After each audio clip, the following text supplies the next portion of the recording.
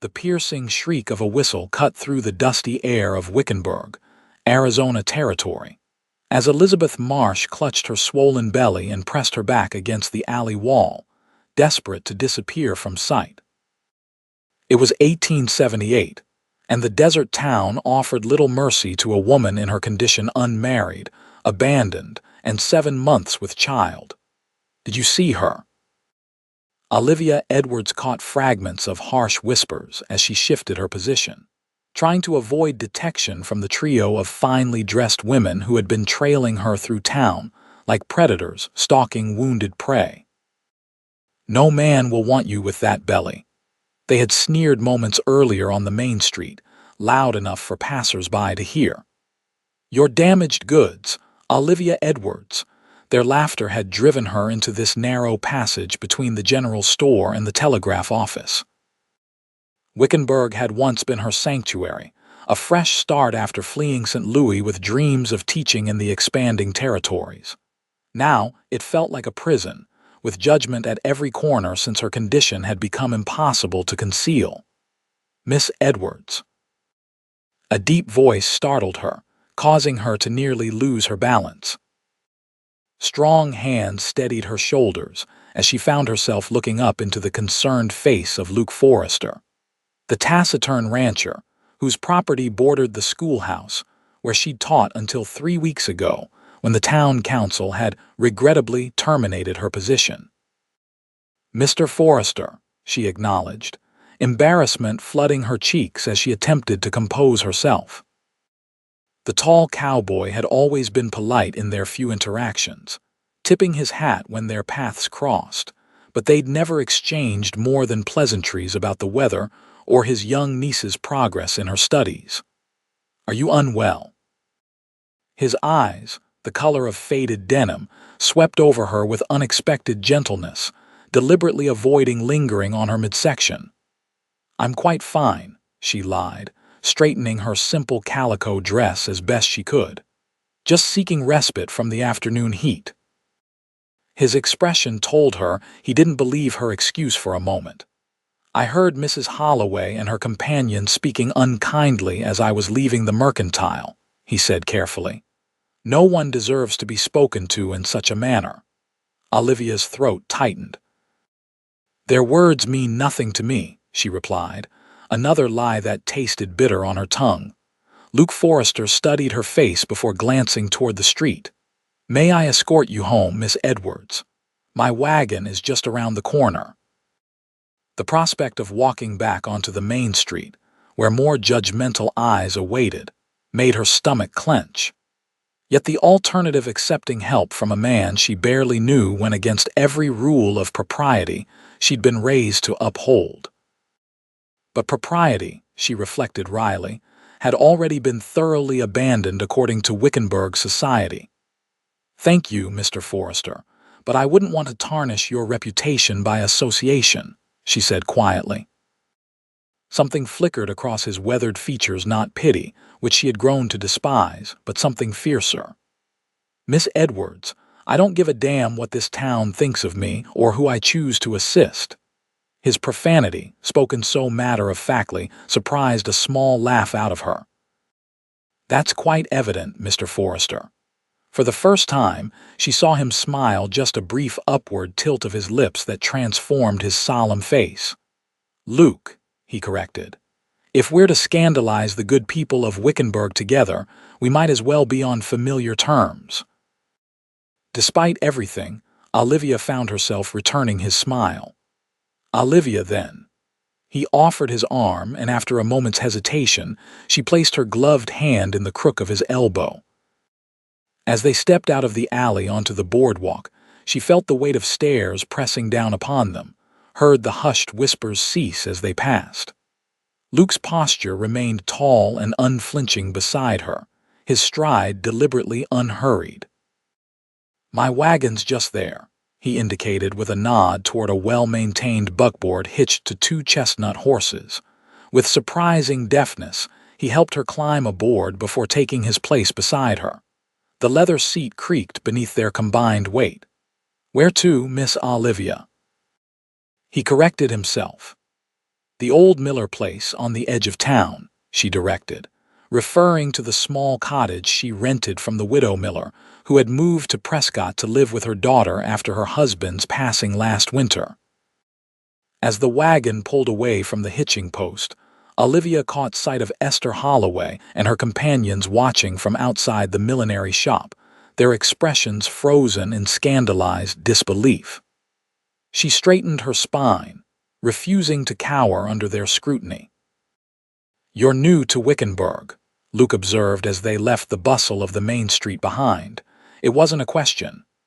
"Nearly 8 months," she replied, then realized the unfortunate coincidence of the time frame. "I came to teach at the schoolhouse," he nodded. "My niece, Sally, speaks highly of you. She was quite upset when they brought in the new teacher." Olivia swallowed against the sudden lump in her throat. "I miss the children. They were kinder than most." The wagon hit a rut in the road, jostling them both.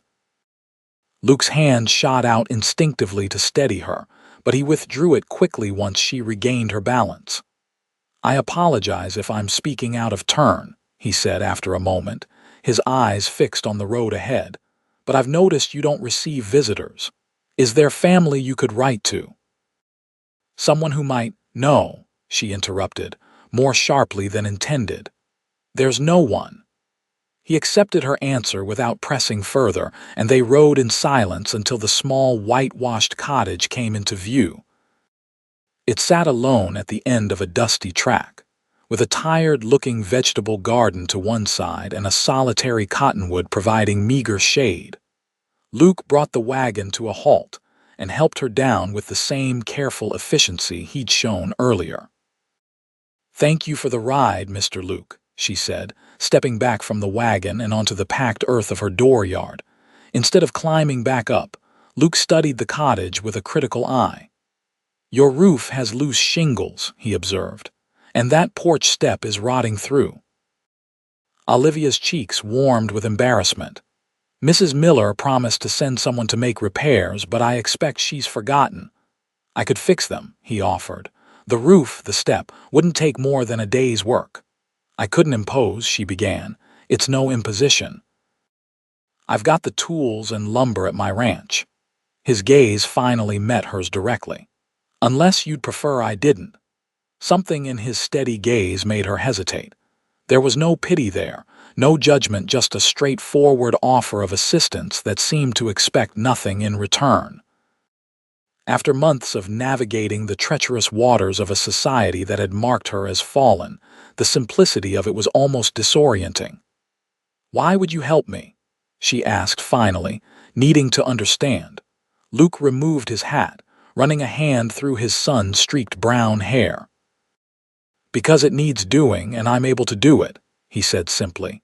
Then, after a pause, "and because this town has been unkind to you when kindness costs so little." The unexpectedness of his candor caught her off guard, and Olivia found herself nodding before she could second-guess the wisdom of allowing a man she barely knew to work on her home. "Thank you," she said. "That would be most appreciated." "I'll come by Saturday morning if that suits," he said, replacing his hat. Saturday would be fine. He climbed back onto the wagon seat. "Good day, Olivia," he said, tipping his hat. "Good day, Luke," she returned, watching as he turned the wagon around and headed back toward town.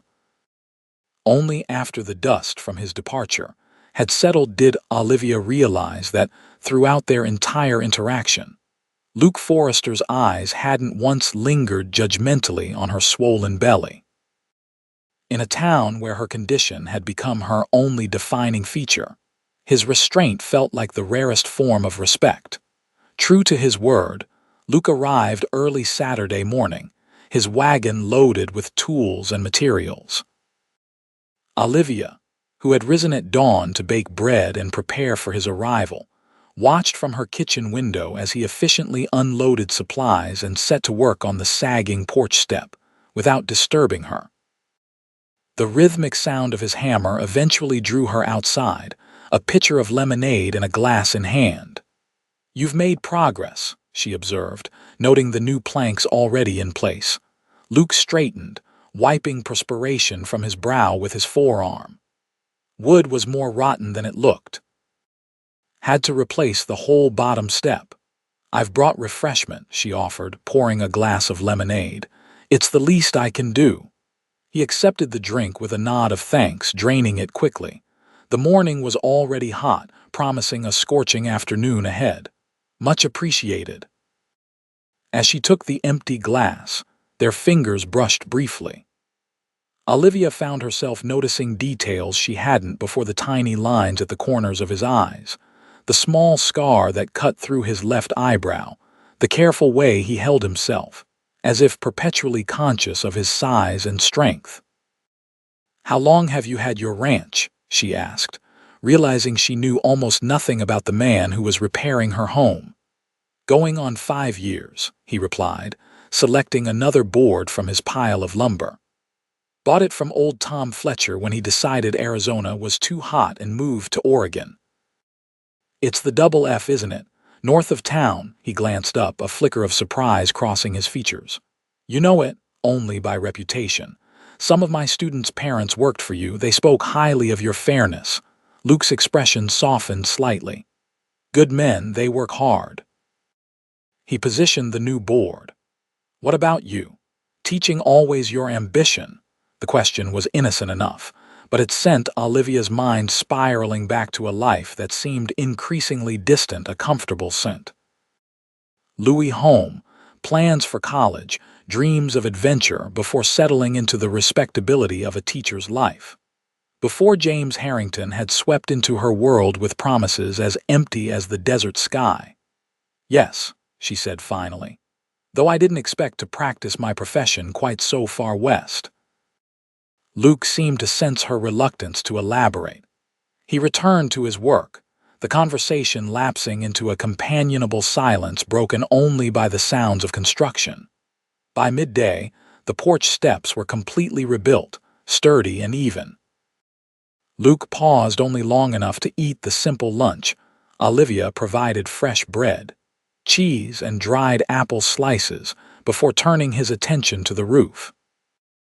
Watching him work from below, Olivia found herself wondering about this taciturn cowboy who seemed untroubled by the gossip that would surely follow his assistance to the town pariah. Was it simple kindness that motivated him, or something else? She had learned the hard way that men's motives were not always what they appeared. The baby kicked vigorously, as if sharing her suspicion. Olivia placed a hand on her belly, a gesture that had become automatic in recent months. "Hush now," she murmured. "Mr. Forrester is being kind, that's all." "Did you say something?" Luke called down from the roof. Embarrassed to be caught talking to her unborn child, Olivia shook her head, just thinking aloud. By late afternoon, the roof repairs were complete. Luke gathered his tools methodically, cleaning each one before returning it to his toolbox. "Thank you," Olivia said as he loaded the last of his supplies into the wagon. "I don't know how to properly repay your kindness." "No repayment necessary," he replied. Then, hesitating briefly, "Though I wouldn't object to another loaf of that bread sometime. Best I've had since my mother's." The compliment, so unexpectedly personal, brought warmth to Olivia's cheeks. "I could have one ready tomorrow if you'd care to stop by and collect it." Luke considered this, his expression unreadable. Tomorrow's Sunday. The implication was clear: Sunday meant church, and church meant the entire town gathered in one place with all their judgments and whispers. Olivia hadn't attended services since her condition had become evident, unable to bear the thought of contaminating the sanctuary with her fallen status. "Perhaps another time, then," she said quietly. Luke studied her face for a moment. "I'll come by after services," he decided. "Around 1 o'clock, if that's suitable." "That would be fine," she agreed, surprised by the decision. He nodded once decisively, then climbed onto his wagon. As he took up the reins, he paused, looking back at her. "The repairs should hold through the monsoon season, but if you notice any leaks or problems, send word to the ranch." "I will. Thank you again." As his wagon disappeared down the dusty road, Olivia stood on her newly repaired porch, puzzling over the enigma of Luke Forrester, a man who seemed determined to defy the town's unwritten rules about how a fallen woman should be treated. The following afternoon, Luke arrived precisely at 1 o'clock, freshly shaved and dressed in clean clothes that, while simple, were clearly his Sunday best. The transformation from the work-worn cowboy of the previous day was striking. "You look very proper," Olivia observed as she invited him inside, self-conscious of her own faded dress and the simplicity of her small home. "Church clothes," he explained, removing his hat as he crossed the threshold. "Pastor Jenkins gave an especially long sermon today about the wages of sin. Thought I might fall asleep right there in the pew." There was a hint of dry humor in his voice that made Olivia wonder if the sermon's topic had been directed at her situation, or perhaps at Luke's association with her. The thought brought both guilt and an unexpected surge of defiance. "I've prepared the bread as promised," she said, gesturing to the cloth-wrapped loaf on her small table. "And some preserves to go with it, if you'd care for refreshment before you leave." Luke glanced around the cottage, taking in the meticulous neatness, the small touches that made the rented space a home, a vase of wildflowers on the windowsill, a colorful quilt draped over the back of a rocking chair, books stacked on every available surface. "You're fond of reading," he observed.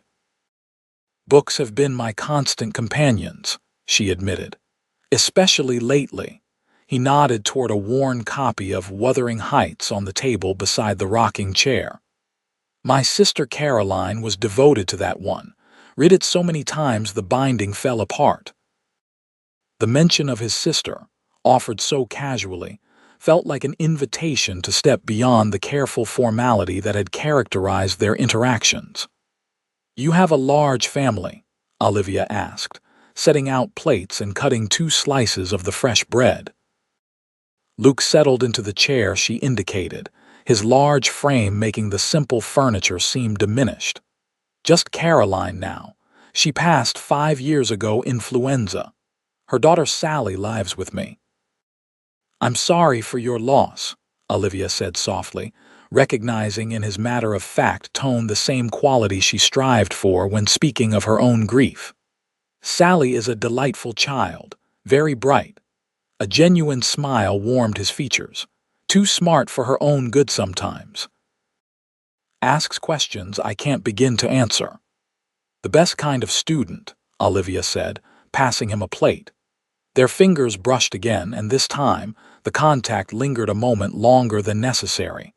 As they shared the simple meal, conversation flowed more easily than Olivia had anticipated.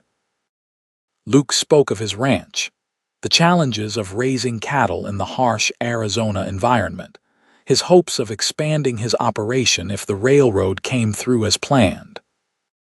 Olivia found herself sharing stories of her students, the joy of watching young minds develop, even venturing to speak briefly of her life before Wickenburg. "I came west seeking adventure," she admitted. "St. Louis seemed too confined, too predictable." "And did you find it? Adventure?" Luke asked, his gaze direct. Olivia's hand moved unconsciously to her belly. "Not the kind I imagined," she said quietly. Luke's expression remained neutral, but his eyes reflected understanding rather than judgment. "Adventure rarely comes in the package we expect." The conversation paused as Olivia cleared their plates. Outside, clouds were gathering on the horizon, unusual for the season. "Looks like rain," she observed, grateful for the change of subject. Luke moved to the window, studying the darkening sky. "Might be a dust storm first. They blow up quick this time of year." As if confirming his prediction, a gust of wind rattled the windows and the quality of light outside changed, taking on an ominous yellow hue. "I should head back before it hits," Luke said, reaching for his hat. "Thank you for the bread and company." Olivia followed him to the door, oddly reluctant to see him leave. "Thank you for coming." He paused on the threshold, turning back to her. "Olivia," he began, then hesitated, seeming to wrestle with his words. "If you ever need anything supplies from town, or help around the place, you need only send word." The offer hung between them, weighted with implications neither was ready to address. "That's very kind," she replied carefully. Luke placed his hat on his head, his expression once again unreadable. "Good day, Olivia." "Good day, Luke." She watched from the doorway as he drove away, the approaching storm casting strange shadows across the landscape. Only when his wagon had disappeared from view did she close the door, pressing her back against it as she had in the alley days before, though for entirely different reasons. This time, it wasn't shame or fear that quickened her pulse, but something far more dangerous: hope, tentative and fragile, taking root where she'd believed nothing could grow again. The storm struck with unexpected ferocity, lasting through the night and into the following day. By Tuesday morning, the usually dry creek bed behind Olivia's cottage had transformed into a rushing torrent, and the path to town was a muddy quagmire. Assessing her supplies, Olivia realized with dismay that her flour and sugar were running dangerously low necessities she'd planned to purchase in town before the storm made travel impossible. As she contemplated her options, a wagon appeared on the horizon, laboring through the mud toward her cottage. Even at a distance, she recognized Luke's broad shoulders and the distinctive gait of his chestnut team. He arrived mud-splattered and grim-faced, bringing news that the storm had caused considerable damage in town. "Bridge over Hassayampa is washed out," he reported as he helped unload supplies he'd brought: flour, sugar, coffee, salt, and other essentials she hadn't asked for but desperately needed. "Could be a week before it's passable again." "You shouldn't have risked the journey," Olivia chided, though she was deeply grateful for his foresight. "Wasn't sure you had enough provisions," he replied simply. "Sally insisted we check on you. She's worried about her favorite teacher." The mention of his niece's concern touched Olivia deeply. "Please thank her for me. I've missed her bright face in my classroom." Luke's expression softened. "She misses you too. Complains that Mrs. Pemberton doesn't tell stories the way you do."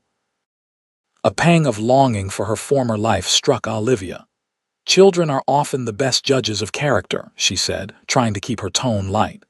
"Indeed they are," Luke agreed, his gaze drifting to her midsection momentarily before returning to her face. "How are you faring? With the baby, I mean." The direct question, asked without judgment or innuendo, caught Olivia off guard. Since arriving in Wickenburg, no one had inquired after her welfare or the child's with genuine concern, only morbid curiosity or condemnation. "We're well," she answered cautiously. "Though I confess I'm apprehensive about the coming months." Luke nodded, understanding in his eyes. "My sister had a difficult time with Sally, if not for the midwife." He trailed off, then cleared his throat. "Have you arranged for someone to attend you?" The question touched on Olivia's greatest fear: facing childbirth alone, without medical assistance or even the comfort of a sympathetic presence. Mrs. Holloway's husband, the town's only doctor, had made it clear his services were reserved for respectable patients, and the local midwife had been similarly reluctant to commit to helping a woman of her situation. "I'm exploring my options," she said vaguely, unwilling to admit the full extent of her isolation. Luke seemed to read between the lines of her evasive answer. "Mrs. Redhorse at the ranch, one of our cook's relatives, she's helped deliver most of the children born to our ranch hands' families. She has a gift for it." The offer, implied rather than stated outright, hung in the air between them. "That's very kind," Olivia said carefully, "but I couldn't impose. It's not an imposition. She'd be glad to help." His gaze held her steadily. "No one should face such a thing alone, Olivia." The simple truth of his statement threatened to unravel the careful composure she'd maintained for months. Olivia turned away, blinking back sudden tears. "Thank you," she managed. "I'll consider it." Luke accepted her response without pressing further. "I should head back before the creek rises any higher," he said, moving toward the door. "If you need anything before the bridge is repaired, hang a red cloth from your porch post. I'll check each morning." "You've done more than enough already," Olivia protested. "I can't ask for further assistance." "You're not asking, I'm offering." The quiet certainty in his voice brooked no argument. Neighbors help neighbors in these parts. It's how we survive. As he stepped onto the porch, the skies opened again, rain sheeting down with renewed intensity. Luke grimaced at the deluge. "Looks like I may have waited too long." Olivia peered past him at the worsening storm. "You can't travel in this. It would be dangerous." Before she could reconsider the impropriety, she added, "You must stay until it passes." Luke hesitated, clearly weighing the risks of travel against the potential damage to her already precarious reputation if he remained. "I could wait in the barn," he suggested, nodding toward the small outbuilding where Mrs. Miller's late husband had once kept a milk cow and chickens. "Don't be ridiculous," Olivia replied with more confidence than she felt. "The roof leaks worse than this cottage did before your repairs. You'll catch your death." She stepped back from the doorway. "Please come inside, at least until the worst passes." After a moment's further consideration, Luke nodded once and re-entered the cottage, removing his dripping hat and coat. "Much obliged," he said formally, remaining near the door as if establishing a clear boundary. An awkward silence fell between them, heavy with unspoken awareness of their unusual situation. Olivia moved to the small stove, grateful for a practical task to occupy her hands and thoughts. "I'll make coffee," she said, "to ward off the chill." As she busied herself with the familiar ritual, Luke remained standing, seemingly uncertain where to position himself in the confined space. Only when she gestured toward the table did he finally take a seat, his large frame making the chair creak in protest. Outside, the storm intensified, lightning flashing close enough to illuminate the cottage interior in brief, stark bursts. Thunder followed immediately, the kind of booming crack that seemed to vibrate through the very foundations of the building. "Creek will be over its banks soon," Luke observed grimly. "You're high enough here that flooding shouldn't reach the cottage, but worth keeping an eye on." His concern prompted Olivia to glance toward the rear window, where she could just make out the usually placid creek, now a churning brown mass steadily rising up its banks. "It's never come close to the cottage before," she said, setting a steaming cup before him. "Never seen a storm like this in June," Luke replied, wrapping his hands around the cup. "Weather's been strange this year." The conversation lapsed again as they sipped their coffee, the howling wind and drumming rain filling the silence.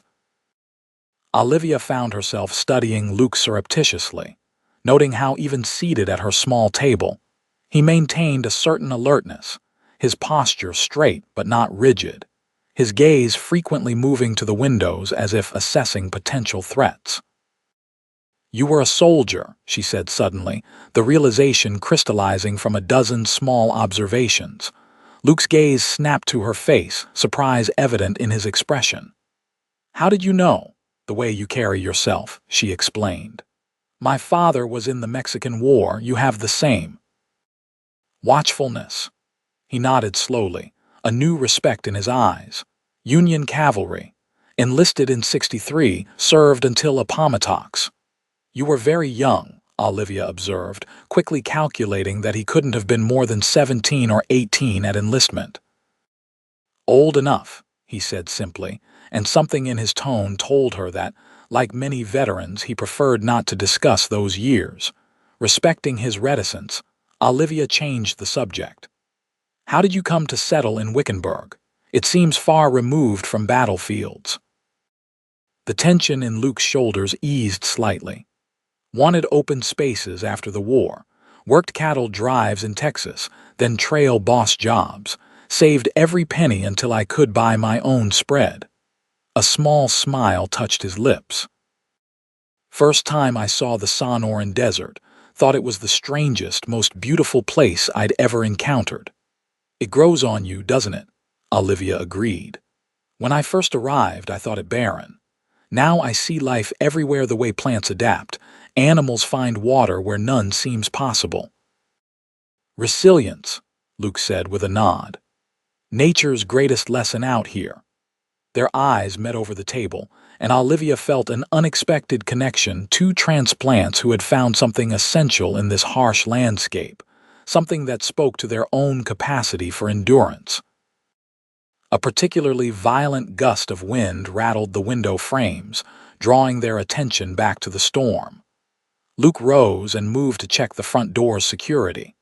"This isn't letting up anytime soon," he observed. "I should see to my team make sure they're sheltered as best they can be."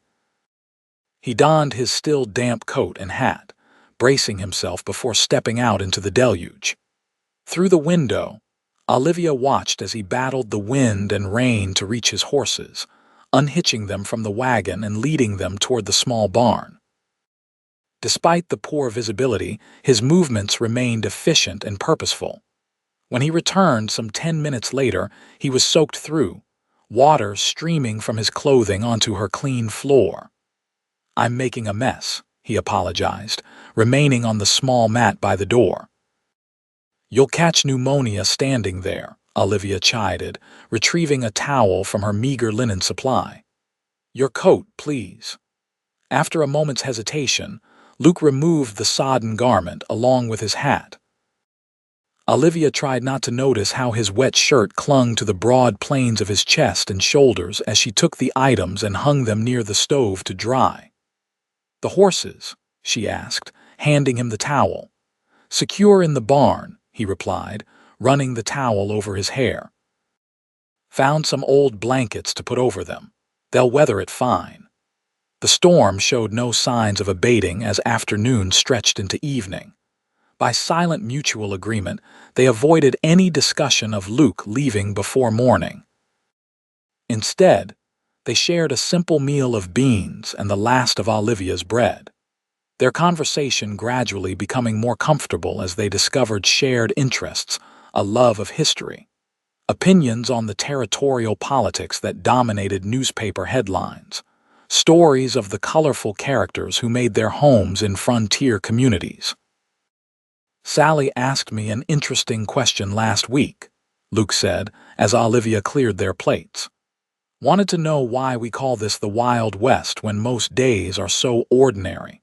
Said she expected more excitement from the history books she reads."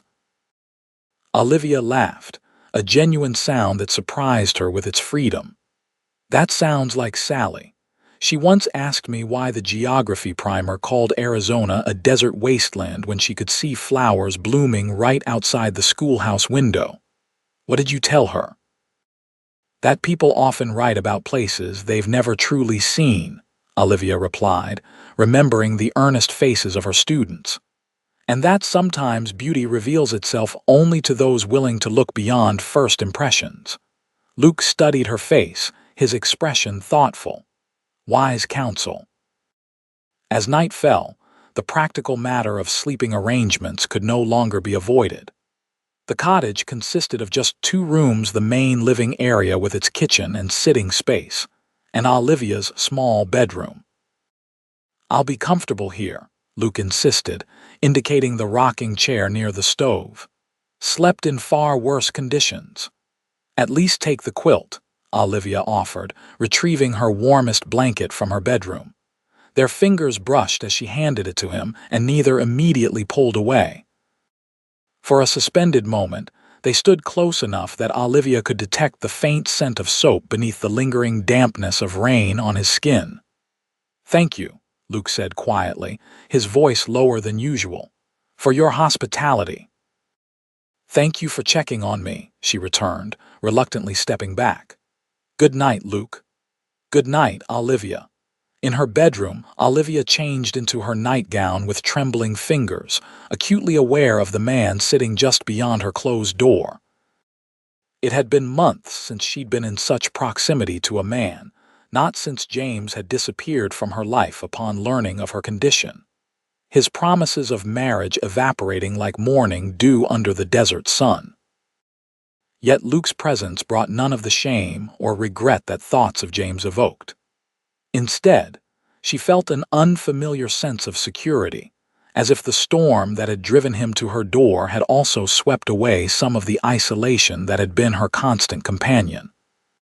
Sleep came fitfully, punctuated by the continuing storm and the occasional creak of the rocking chair as Luke shifted his position in the other room. Each time she woke, Olivia found herself listening for those small sounds, reassured by the evidence of his presence. Morning arrived with surprising suddenness, the storm having blown itself out during the night. Olivia dressed quickly in the pale dawn light filtering through her window, conscious of propriety now that the emergency had passed. When she emerged from her bedroom, she found Luke already awake, stoking the stove's embers back to life. He had folded the quilt neatly and returned it to the back of the rocking chair. "Good morning," he greeted her, straightening. "Hope I didn't wake you." "Not at all," she assured him. "Has the storm passed completely?" "Seems so," he replied, moving to the window to survey the damage. "Creek still high but receding. Road will be muddy but passable." The return of normalcy brought with it an awkward awareness of their unusual circumstances. Olivia busied herself preparing a simple breakfast of oatmeal, while Luke stepped outside to check on his team. They ate quickly, conversation limited to practical matters: the condition of the roads, the likelihood of the bridge repairs, whether additional rain might follow. It was as if the ease they had discovered the previous evening had retreated with the storm, leaving uncertainty in its wake. As Luke prepared to depart, Olivia handed him a carefully wrapped package. "The remainder of the bread," she explained, "for Sally." His fingers closed around the package, his expression softening at the mention of his niece. "She'll be delighted. Been worried about you since you left the school. Please tell her I'm well," Olivia said, suddenly longing to see the bright-eyed child who had been among her favorite students. "And that I miss our reading sessions." Luke studied her face for a moment, then nodded decisively. "Why not tell her yourself? Come to dinner at the ranch this Sunday." The invitation was so unexpected that Olivia could only stare at him, certain she had misheard. "Sally would be overjoyed," he continued. "And Mrs. Redhorse, the midwife I mentioned, she'll be there. You could meet her, see if you're comfortable with her assistance when the time comes." The practical consideration penetrated Olivia's surprise. Meeting the midwife was indeed a pressing concern, one she had been avoiding out of fear and pride. Yet to visit Luke's ranch, to be seen as his guest. "The town would talk," she said finally, voicing the obvious objection. "The town already talks," Luke countered. "Has that stopped you from living your life?" The question struck Olivia with unexpected force. In truth, she had allowed the town's judgment to constrain her, to shrink her world to the confines of her small cottage and the occasional necessary venture for supplies. She had accepted their verdict that she should exist in the shadows, her shame on display but her humanity invisible. "No," she said, surprising herself with the firmness of her response. "It hasn't." A smile the most genuine she had yet seen from him transformed Luke's solemn features. "Good. I'll send the wagon for you at noon on Sunday." As he climbed onto the wagon seat and took up the reins, Olivia felt a curious lightness in her chest, as if some constricting band had loosened. "Thank you, Luke," she called as the wagon began to move. "For everything." He touched the brim of his hat in acknowledgement, his smile lingering as he guided his team toward the muddy road to town. Watching him depart, Olivia placed a hand on her swollen belly, feeling the baby shift beneath her palm. "Well," she murmured, "it seems we have a dinner invitation." The days leading up to Sunday passed with excruciating slowness. The bridge repair progressed faster than anticipated, and by Thursday, traffic between Wickenburg proper and the outlying farms and ranches had resumed. Olivia used the opportunity to visit the mercantile for essentials, bracing herself for the usual whispers and sidelong glances. To her surprise, Mrs. Thompson, the storekeeper's wife who had previously been coldly polite at best, greeted her with something approaching warmth. "Miss Edwards, good to see you well after that dreadful storm. Heard the creek behind your place nearly overflowed." Startled by the friendly overture, Olivia responded cautiously. It came close, but the cottage remained dry, thankfully. "Mr. Forrester mentioned he checked on you during the worst of it," Mrs. Thompson continued, her tone deliberately casual as she wrapped Olivia's purchases. "Said several properties out that way were at risk." So that was it. Luke had provided her with a respectable explanation for his presence at her home during the storm. The gesture was both considerate and clever, diffusing potential gossip before it could take root. "Yes, Mr. Forrester was quite neighborly," Olivia confirmed, maintaining the fiction. "He brought supplies when he realized the bridge was washed out." Mrs. Thompson nodded approvingly. "Good man, that Luke Forrester. Runs a tight operation out at the Double F. My Thomas says he's the fairest rancher to work for in the territory." By the time Olivia left the store, she realized that Luke's reputation in town was more substantial than she had understood. His standing as a successful rancher and employer, combined with his evident decency, afforded him a degree of social latitude that she, as an unmarried schoolteacher in disgrace, had never possessed. Sunday dawned clear and hot, the recent storm leaving no trace except for greener vegetation and fuller water barrels.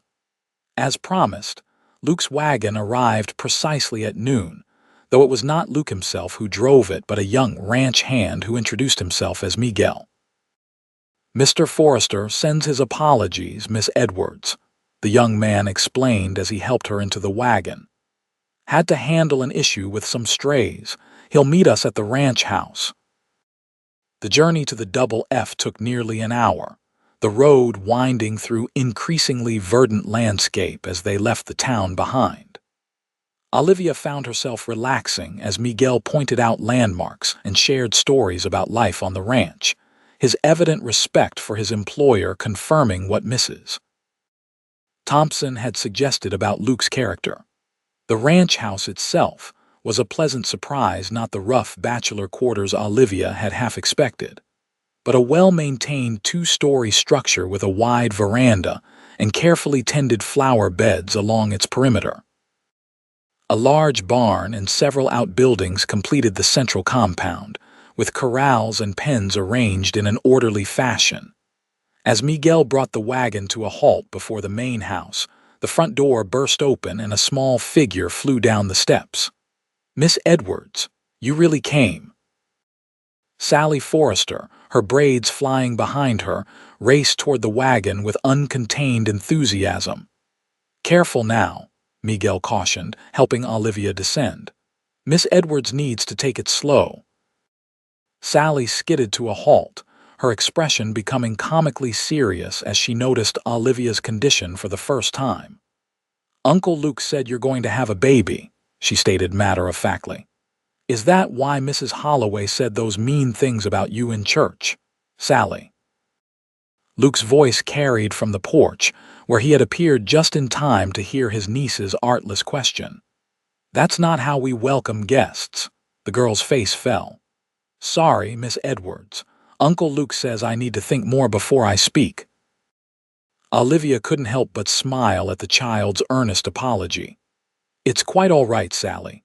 And yes, that's part of why some people in town have been unkind, but your uncle has been a true friend to me." Luke descended the steps, and Olivia was struck again by his imposing presence, tall and broad-shouldered in clean work clothes, his hair still damp from a recent washing. "Welcome to the Double F," he greeted her, his usual reserve softened by what appeared to be genuine pleasure at her arrival. "Thank you for inviting me," Olivia replied, suddenly conscious of her simple dress and the ribbon she had threaded through her hair in a small concession to vanity. "Mrs. Redhorse is looking forward to meeting you," he said, offering his arm to assist her up the steps. "She's in the kitchen now, finishing dinner preparations." Inside, the house revealed itself to be both practical and comfortable solid furniture built for durability rather than fashion. Walls adorned with a few quality paintings.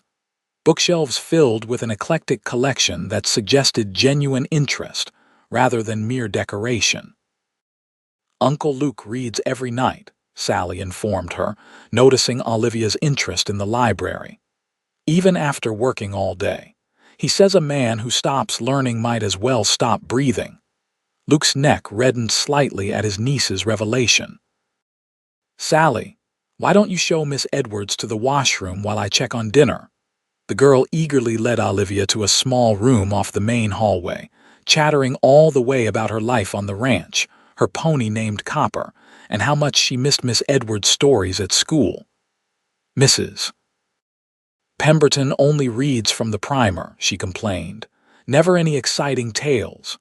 Perhaps I could bring you a book from my collection next time," Olivia offered without thinking, then paused, uncertain if there would be a next time. Sally's face lit up. "Would you?" "Uncle Luke said you might visit again if today goes well." The casual statement, delivered with a child's innocent directness, sent a flutter through Olivia's chest. Had Luke spoken of her to Sally beyond explaining the dinner invitation? Did he truly anticipate further visits? When they returned to the main room, they found Luke waiting with an elderly Native American woman whose deeply lined face held both wisdom and humor in equal measure. "Olivia, this is Mrs. Martha Redhorse," Luke introduced them. "Mrs. Redhorse, Miss Olivia Edwards." The older woman extended gnarled hands to clasp Olivia's, her dark eyes making a quick but comprehensive assessment. "About 7 months along, I think," she said without preamble. "First child." Caught off guard by the directness, Olivia could only nod. "Good strong heartbeat, Mrs. Redhorse continued, her hand still holding Olivia's. "I hear it even now. The child is well positioned." She released Olivia's hands with a satisfied nod. "We will talk more after we eat. Luke has prepared a feast in your honor." Luke cooked. Olivia couldn't hide her surprise as they moved toward the dining room, where a table was set with surprisingly elegant dishware. Mrs. Redhorse chuckled. "He insisted. Says my stew is too spicy for delicate conditions." "As if I haven't delivered hundreds of babies, most of whose mothers ate my cooking right up to their time." The meal proved to be a revelation not just in Luke's unexpected culinary skills, but in the easy camaraderie between the rancher, his niece, and Mrs. Redhorse.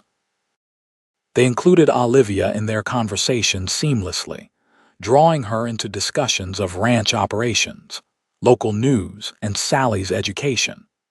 Not once did anyone refer to her condition in terms of scandal or shame. It was simply accepted as a fact, like the weather or the season. After the meal, while Sally helped Luke clear the table, Mrs. Redhorse led Olivia to a comfortable chair in the sitting room.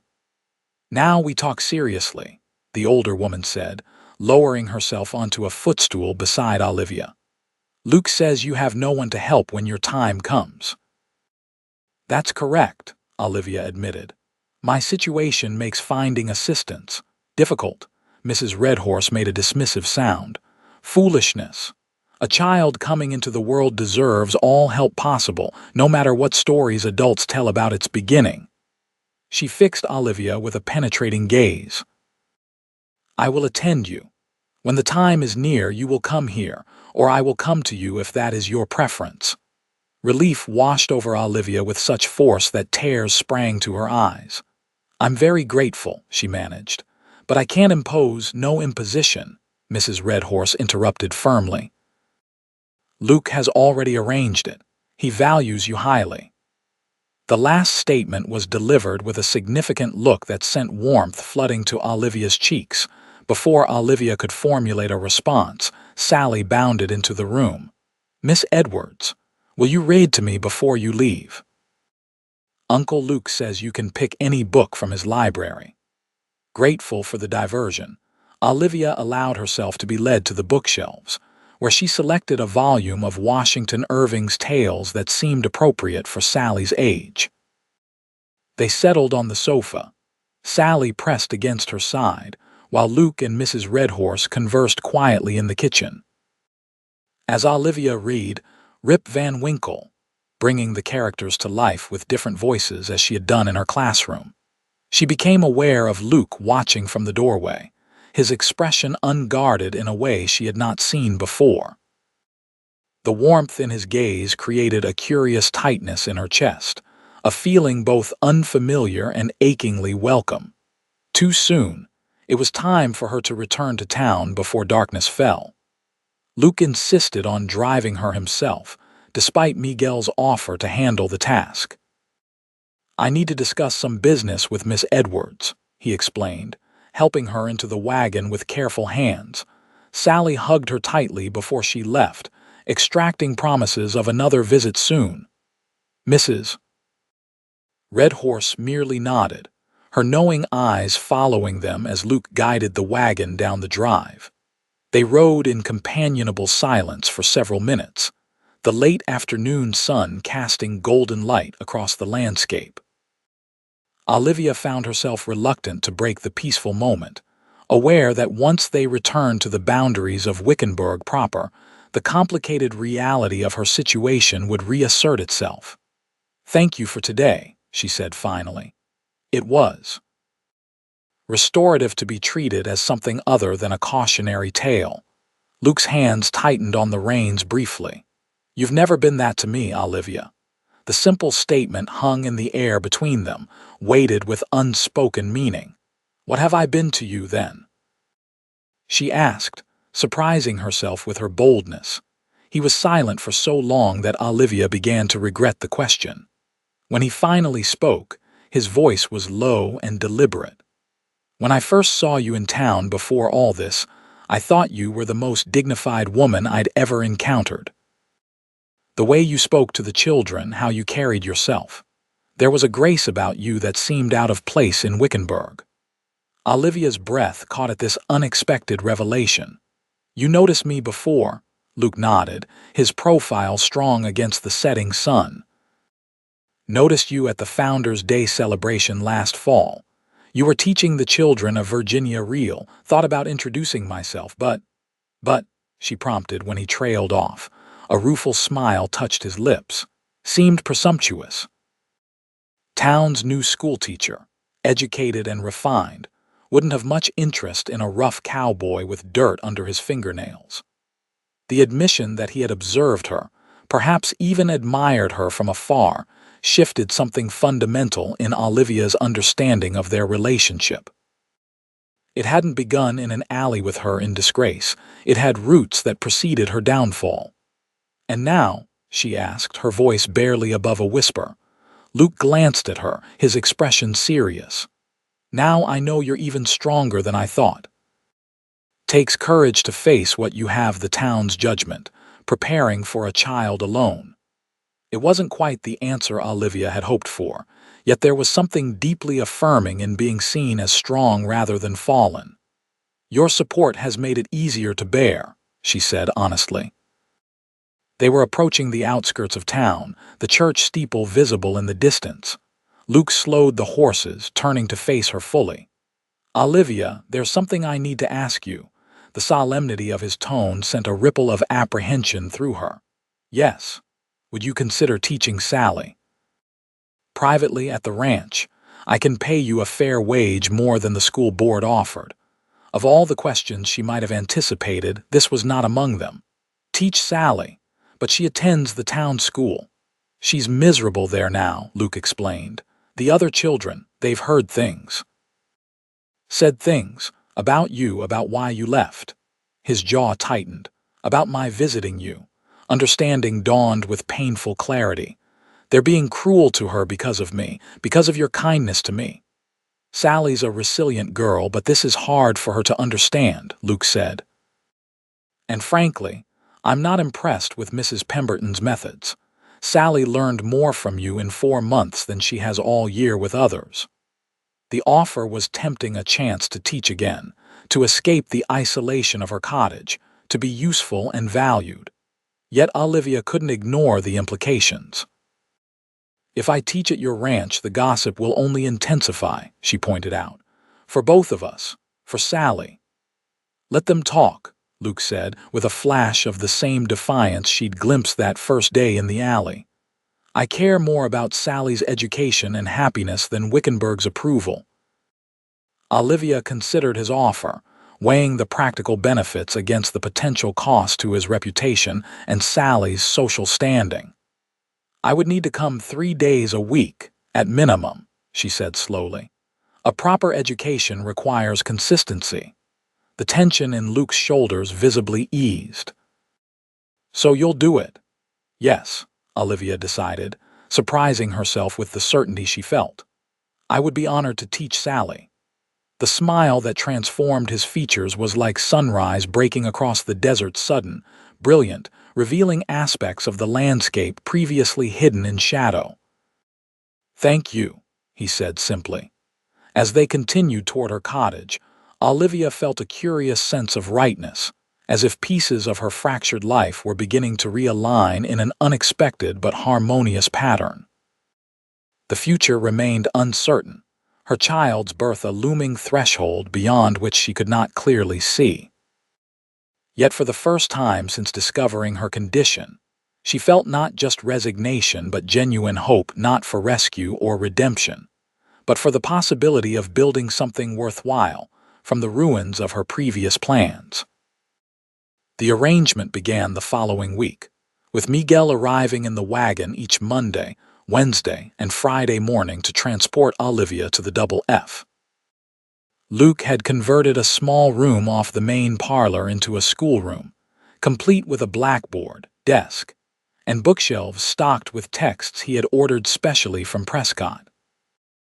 This is far better equipped than the town school, Olivia observed on her first day, running her fingers over the smooth surface of the new desk.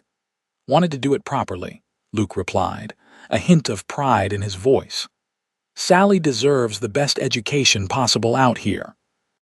Under Olivia's guidance, Sally thrived.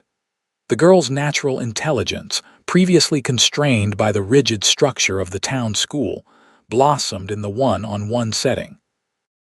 Olivia expanded the curriculum beyond basic reading and ciphering to include natural sciences, history, and even rudimentary Spanish practical knowledge for life in the Arizona territory. Luke often found reasons to be near the schoolroom during lessons, ostensibly working on ranch accounts or reviewing correspondence, but frequently pausing to observe the interactions between teacher and student. Olivia became accustomed to his quiet presence, occasionally catching his eye when Sally made a particularly insightful comment or mastered a difficult concept. As July stretched into August, Olivia's condition became increasingly apparent. The baby was active, sometimes kicking vigorously enough to be visible through her dresses. Sally was fascinated, asking endless questions about the baby and birth that Olivia answered as truthfully as age-appropriate considerations allowed. Mrs. Redhorse visited regularly, checking Olivia's progress with experienced hands and sharp eyes. Strong mother, strong child, she pronounced after one such examination. Another 6 weeks, I think. Maybe less. The timeline sent a jolt of anxiety through Olivia.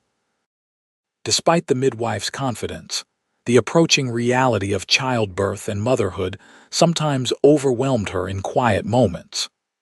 On one such occasion, Luke found her on the veranda after Sally's lessons, staring unseeing at the distant mountains. "Copper penny for your thoughts," he said, settling into the chair beside her.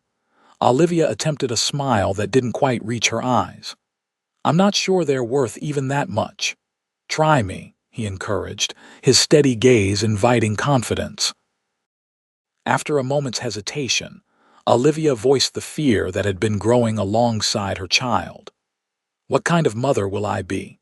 I have no family to guide me, no experience with infants. Sometimes I wonder if I'm simply fooling myself pretending I can manage this when in reality.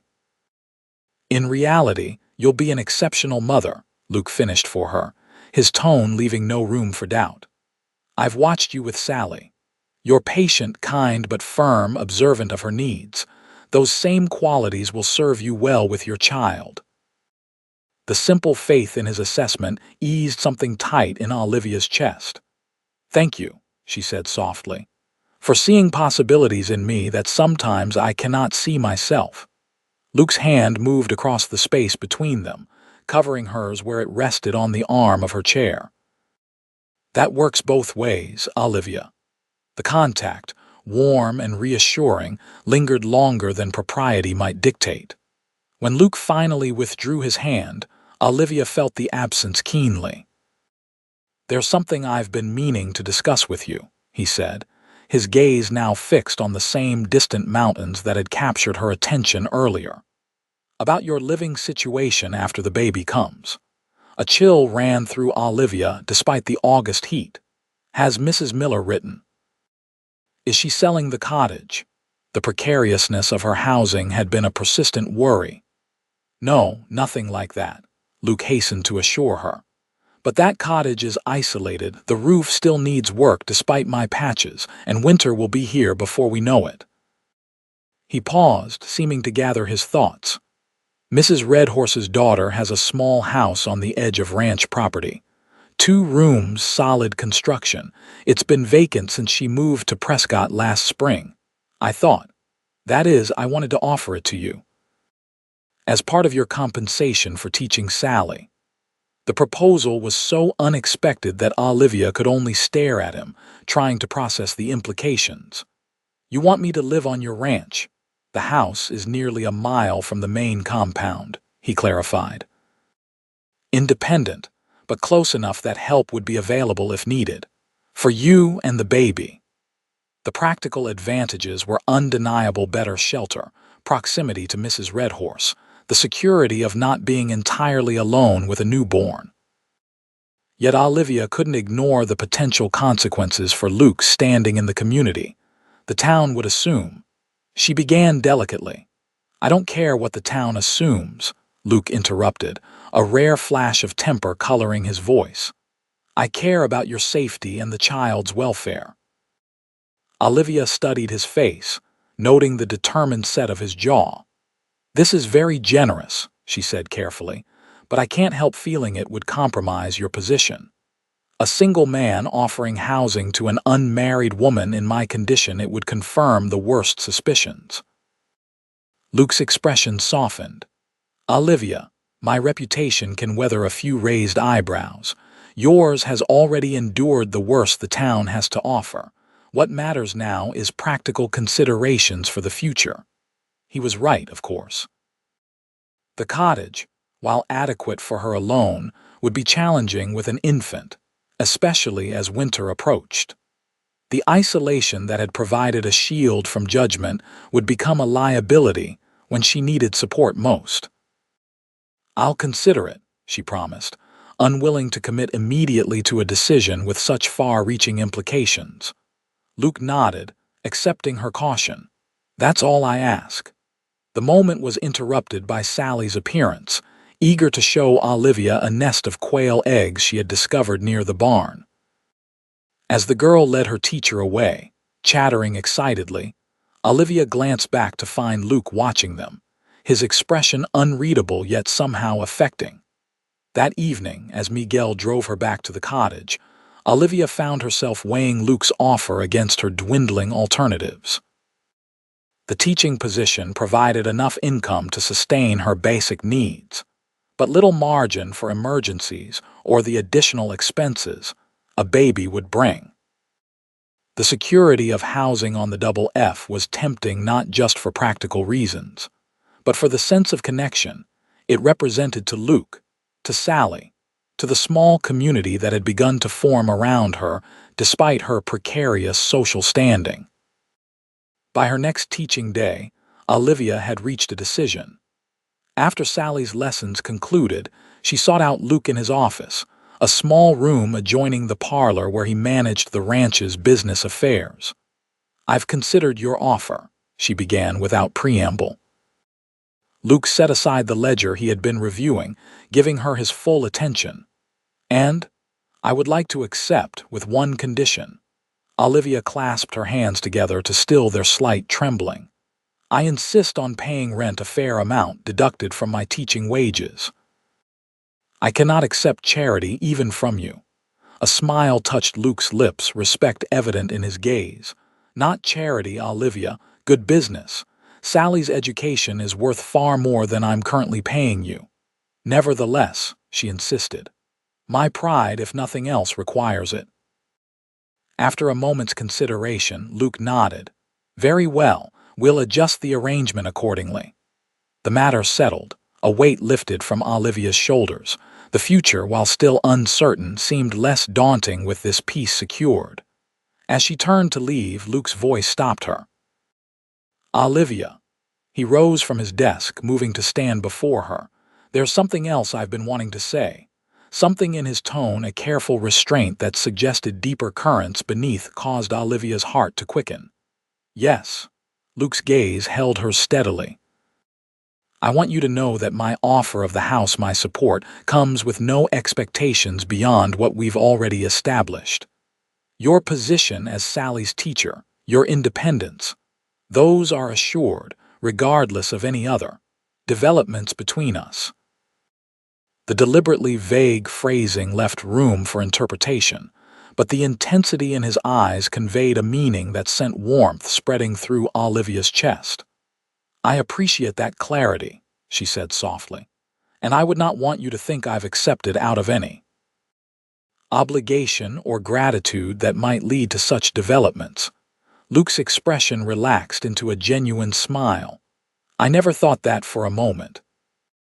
The understanding that passed between them remained unspoken, but clear an acknowledgement of growing feelings, tempered by the complexity of their situation and a mutual respect for appropriate timing.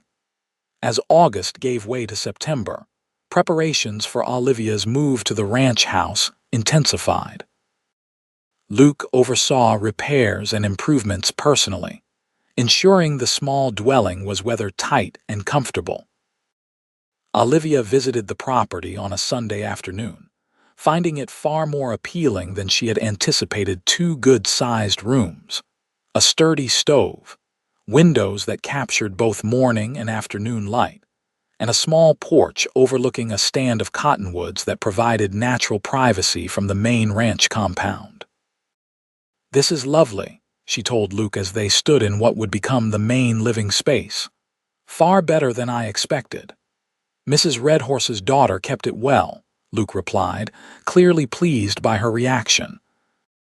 "I've added some shelving for your books, and there's a cradle coming from the carpenter in Prescott next week."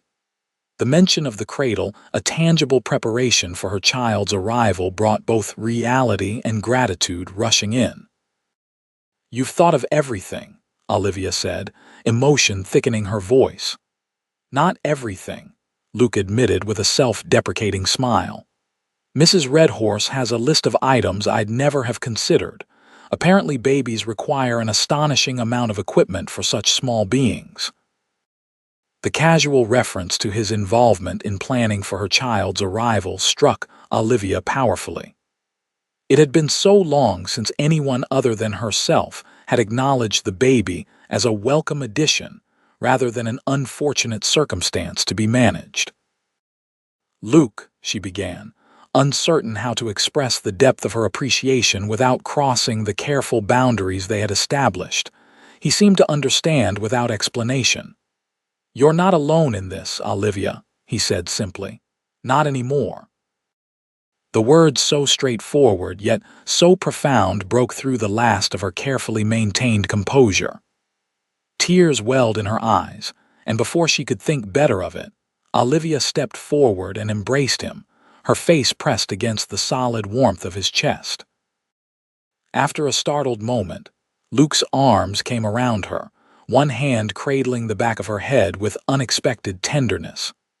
They stood together in the empty house, the future it represented stretching before them uncertain, but somehow full of possibility. The embrace ended by mutual, unspoken agreement, both stepping back with a newfound awareness of the shifting terrain between them. No apologies were offered or expected. The moment had been honest, if premature. "I should get you back to town," Luke said finally, his voice rougher than usual. Storm clouds building to the west. As they drove back toward Wickenburg, Olivia found herself studying his profile, noting the strong line of his jaw, the tiny lines at the corners of his eyes that deepened when he smiled, the careful way he held himself, a man accustomed to containing his strength. What was developing between them defied simple categorization. Not quite courtship, which would be inappropriate given her condition. Not merely friendship, though that formed its foundation. Something new, shaped by their unique circumstances and the qualities they had recognized in each other: his steadfastness, her resilience, a mutual respect that had grown despite, or perhaps because of, the challenges they had faced. The move took place the following weekend, with Miguel and 2 other ranch hands transporting Olivia's modest belongings from the cottage to her new home on the Double F. Luke had arranged for Mrs. Thompson from the Mercantile to assist, providing a female presence that helped mitigate potential gossip about the arrangement. "Such a sensible solution," Mrs. Thompson commented as they arranged Olivia's books on the new shelves.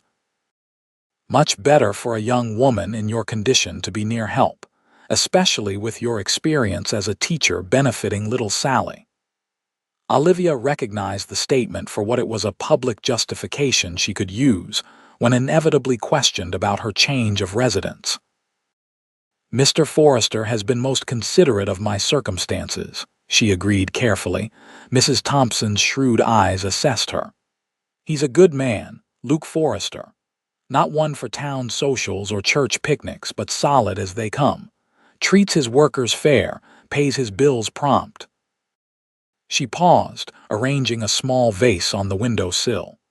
"Lost his wife, you know, years ago before he came to Wickenburg." This was news to Olivia. Luke had never mentioned a wife, though his status as Sally's guardian had obviously suggested some family history. "I didn't know," she said, trying to mask her surprise.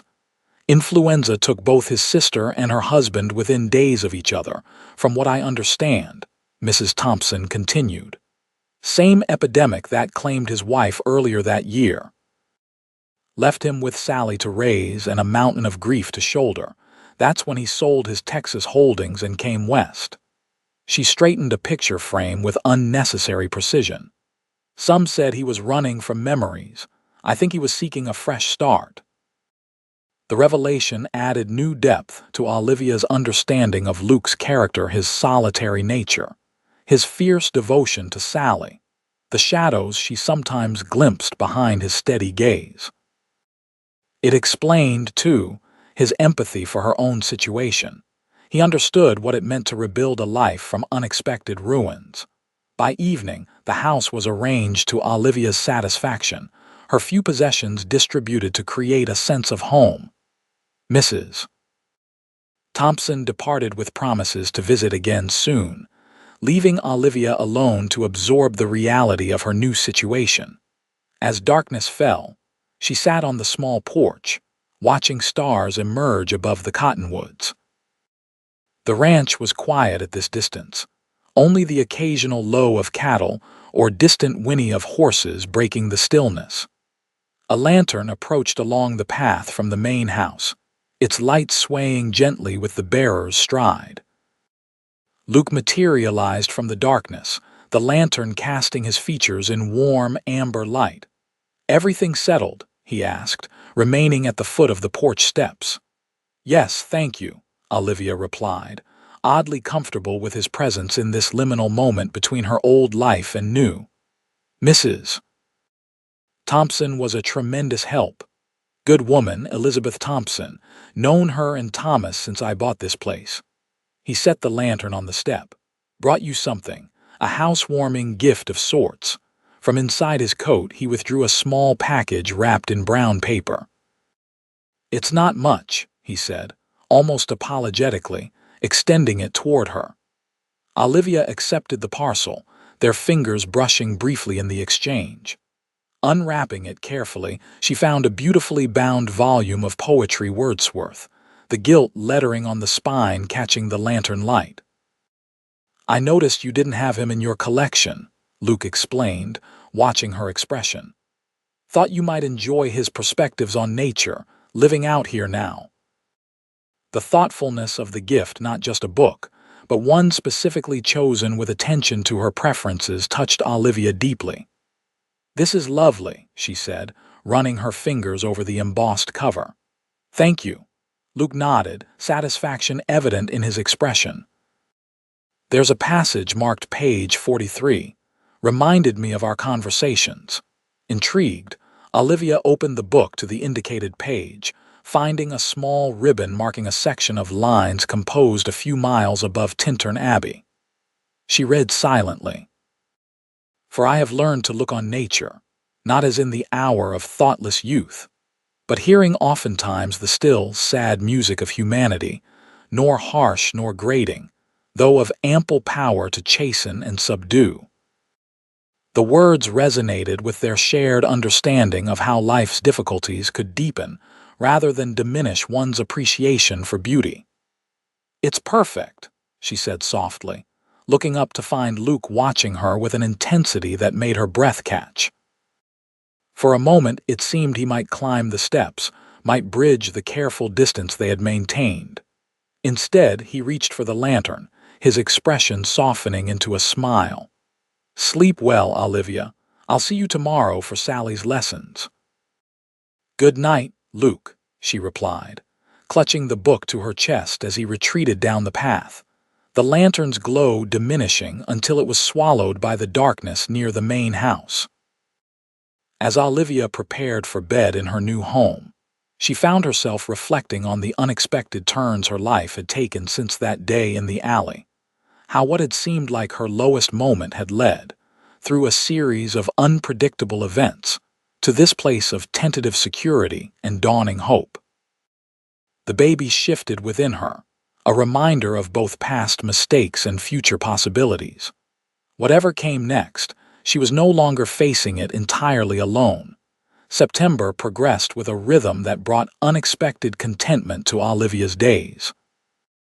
Mornings were devoted to Sally's education, afternoons to preparing lessons and attending to her own increasingly limited activities as her time grew nearer. Mrs. Red Horse visited regularly, bringing herbal teas and practical advice delivered with dry humor that often left Olivia laughing despite her anxieties. Luke maintained a respectful distance.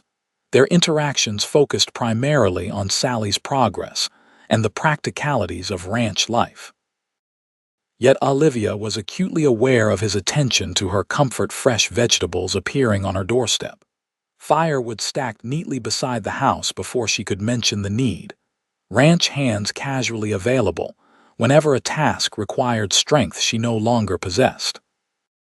One crisp, late September afternoon, as Olivia sat on her porch enjoying the cooler air, she spotted Sally racing along the path from the main house, her braids flying behind her. Miss Edwards, the girl called, breathless with excitement. Uncle Luke says you must come quick.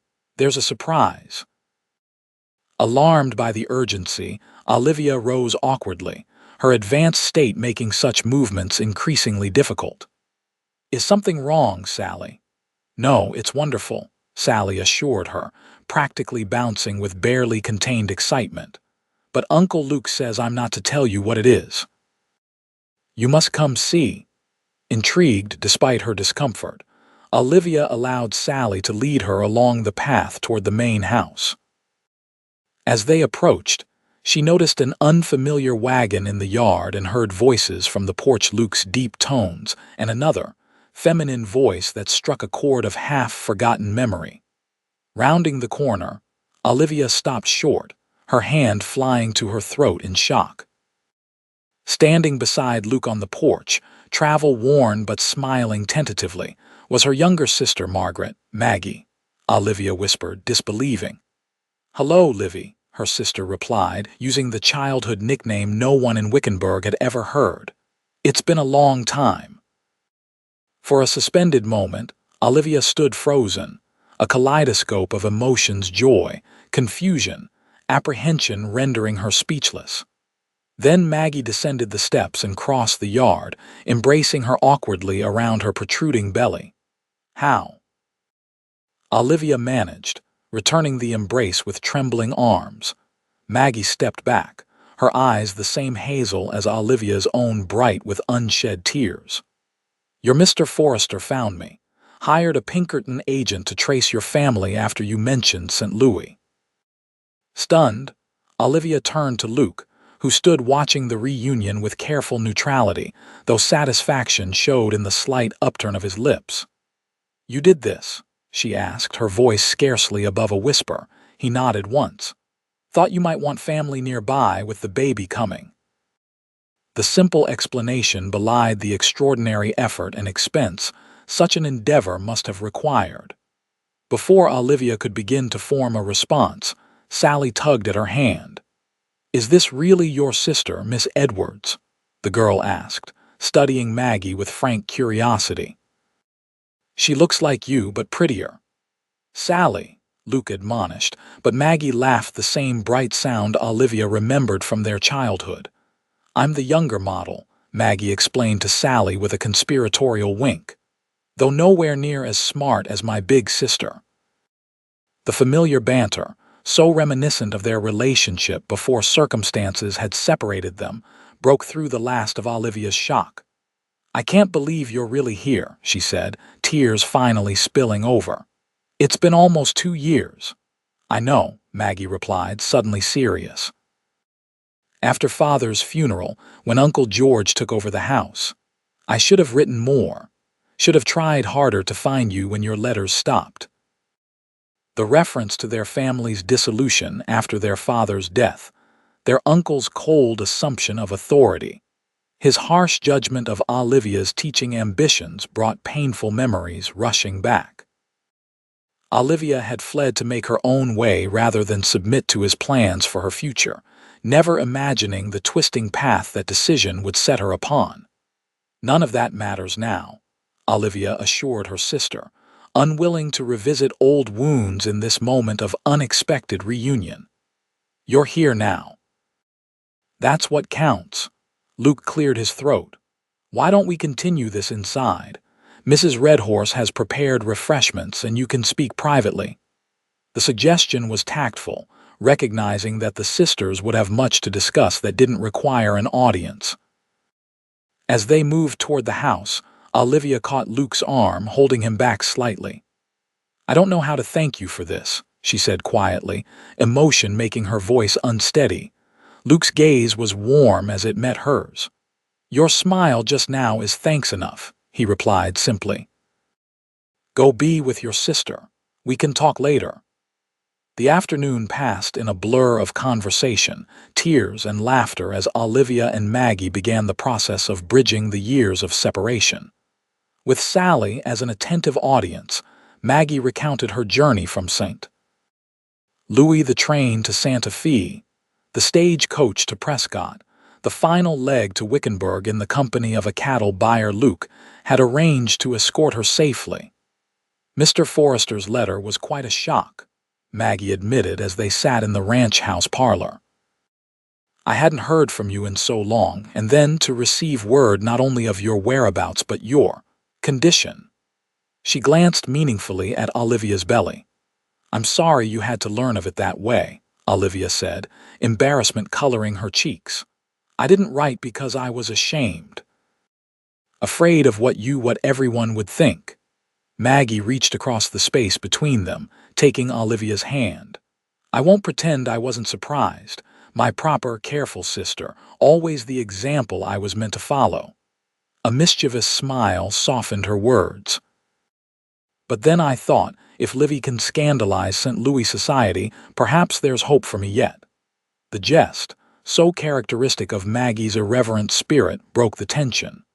Olivia found herself laughing despite the seriousness of the subject. "I've missed you terribly," she confessed. "Especially these past months." As the afternoon waned, Luke suggested that Maggie might stay in the small guest room at the ranch house until other arrangements could be made. "Unless you'd prefer the hotel in town," he added, deferring to the sister's preference. "I'd rather stay close to Olivia," Maggie decided. "If that's not imposing too much on your hospitality." "Not at all," Luke assured her. "Sally will be delighted to have company. She finds the ranch too quiet sometimes, I think." The arrangement settled, Olivia reluctantly prepared to return to her own house as evening approached. Her back had been troubling her all day, a persistent ache that she attributed to the excitement and extended sitting. "I'll walk you home," Luke offered as she rose stiffly from her chair. "I can manage," Olivia began to protest, but a particularly sharp twinge made her wince visibly. Luke's expression sharpened with concern. "Olivia." Before she could respond, Mrs. Redhorse appeared in the doorway, her dark eyes taking in the scene with one comprehensive glance. "How long have the pains been coming?" she asked directly, startled by the question. Olivia stammered. "It's just discomfort from sitting too long. Not really pain." Mrs. Redhorse's expression remained skeptical. "When did it start? This morning, I suppose," Olivia admitted. "But it's nothing regular, just an ache." The older woman moved to Olivia's side, placing a weathered hand on her belly without preamble. After a moment, she nodded decisively. "Early labor, not urgent yet, but we should prepare." She turned to Maggie. "Good timing, sister. You'll be needed tonight." The pronouncement sent a wave of panic through Olivia. "But it's too early," she protested. "Nearly 3 weeks before you expected." "Babies come when they decide, not when we plan," Mrs. Redhorse replied philosophically. "This one is ready to meet you." Luke had gone very still, his expression caught between concern and a sort of reverent apprehension. "What do you need?" he asked Mrs. Redhorse, his voice steady despite the tension evident in his posture. "Hot water, clean linens, privacy," the midwife listed. "And patience." First babies often take their time. Maggie moved to Olivia's side, supporting her arm. "Should we go to her house?" she asked Mrs. Redhorse. The older woman considered briefly. "No, better here. The bed is larger, the stove more reliable, and I have my supplies close at hand." As they guided Olivia toward the guest room, Luke stepped forward, catching her hand briefly. "You'll be fine," he said with quiet conviction. "Mrs. Redhorse has delivered half the children in the territory, and your sister is here now." He hesitated, then added, "I'll be just outside if you need anything at all." The simple promise of his presence, steady and unwavering, steadied Olivia's racing heart. "Thank you," she whispered. The hours that followed passed in a blur of intensifying pain, punctuated by Mrs. Redhorse's calm instructions and Maggie's supportive presence. As night fell and then gave way to the first pale light of dawn, Olivia's world narrowed to the tremendous task before her bringing her child safely into the world. Outside the room, Luke maintained his vigil, pacing the hallway until Sally finally fell asleep on the parlor sofa, then sitting motionless beside the closed door, flinching at each muffled cry that penetrated the wood. Just as the sun crested the eastern mountains, a new sound filled the ranch house, the indignant wail of a newborn taking its first breath. Luke rose to his feet, staring at the door as if he could see through it by sheer force of will. Minutes that felt like hours passed before the door finally opened, revealing a tired but radiant Maggie. "She's asking for you," she said simply, stepping aside to allow him entry. Olivia lay propped against pillows, her face pale with exhaustion but illuminated by a joy Luke had never witnessed before. In her arms lay a tiny bundle, only a thatch of dark hair visible from the doorway. "Luke," she greeted him, her voice hoarse but steady. "Come meet him, a boy." Luke approached the bed with careful steps, as if afraid his presence might somehow disturb the fragile peace of this moment. Olivia shifted the blanket, revealing the small, perfect face of her son. "James Lucas Edwards," she said softly, "named for his grandfather. And for you, if that's acceptable." The honor, unexpected and profound, rendered Luke momentarily speechless. He stared at the tiny being who now bore his name, emotions too complex for words tightening his throat. "May I?" he finally managed, extending his arms with uncharacteristic uncertainty. Olivia nodded, carefully transferring the swaddled infant. Luke cradled the child with surprising competence, his large hands gentle as they supported the delicate head and body. "He's perfect," he murmured, studying the miniature features with wonder. "Strong, too, from the sound of his complaints." A tired laugh escaped Olivia.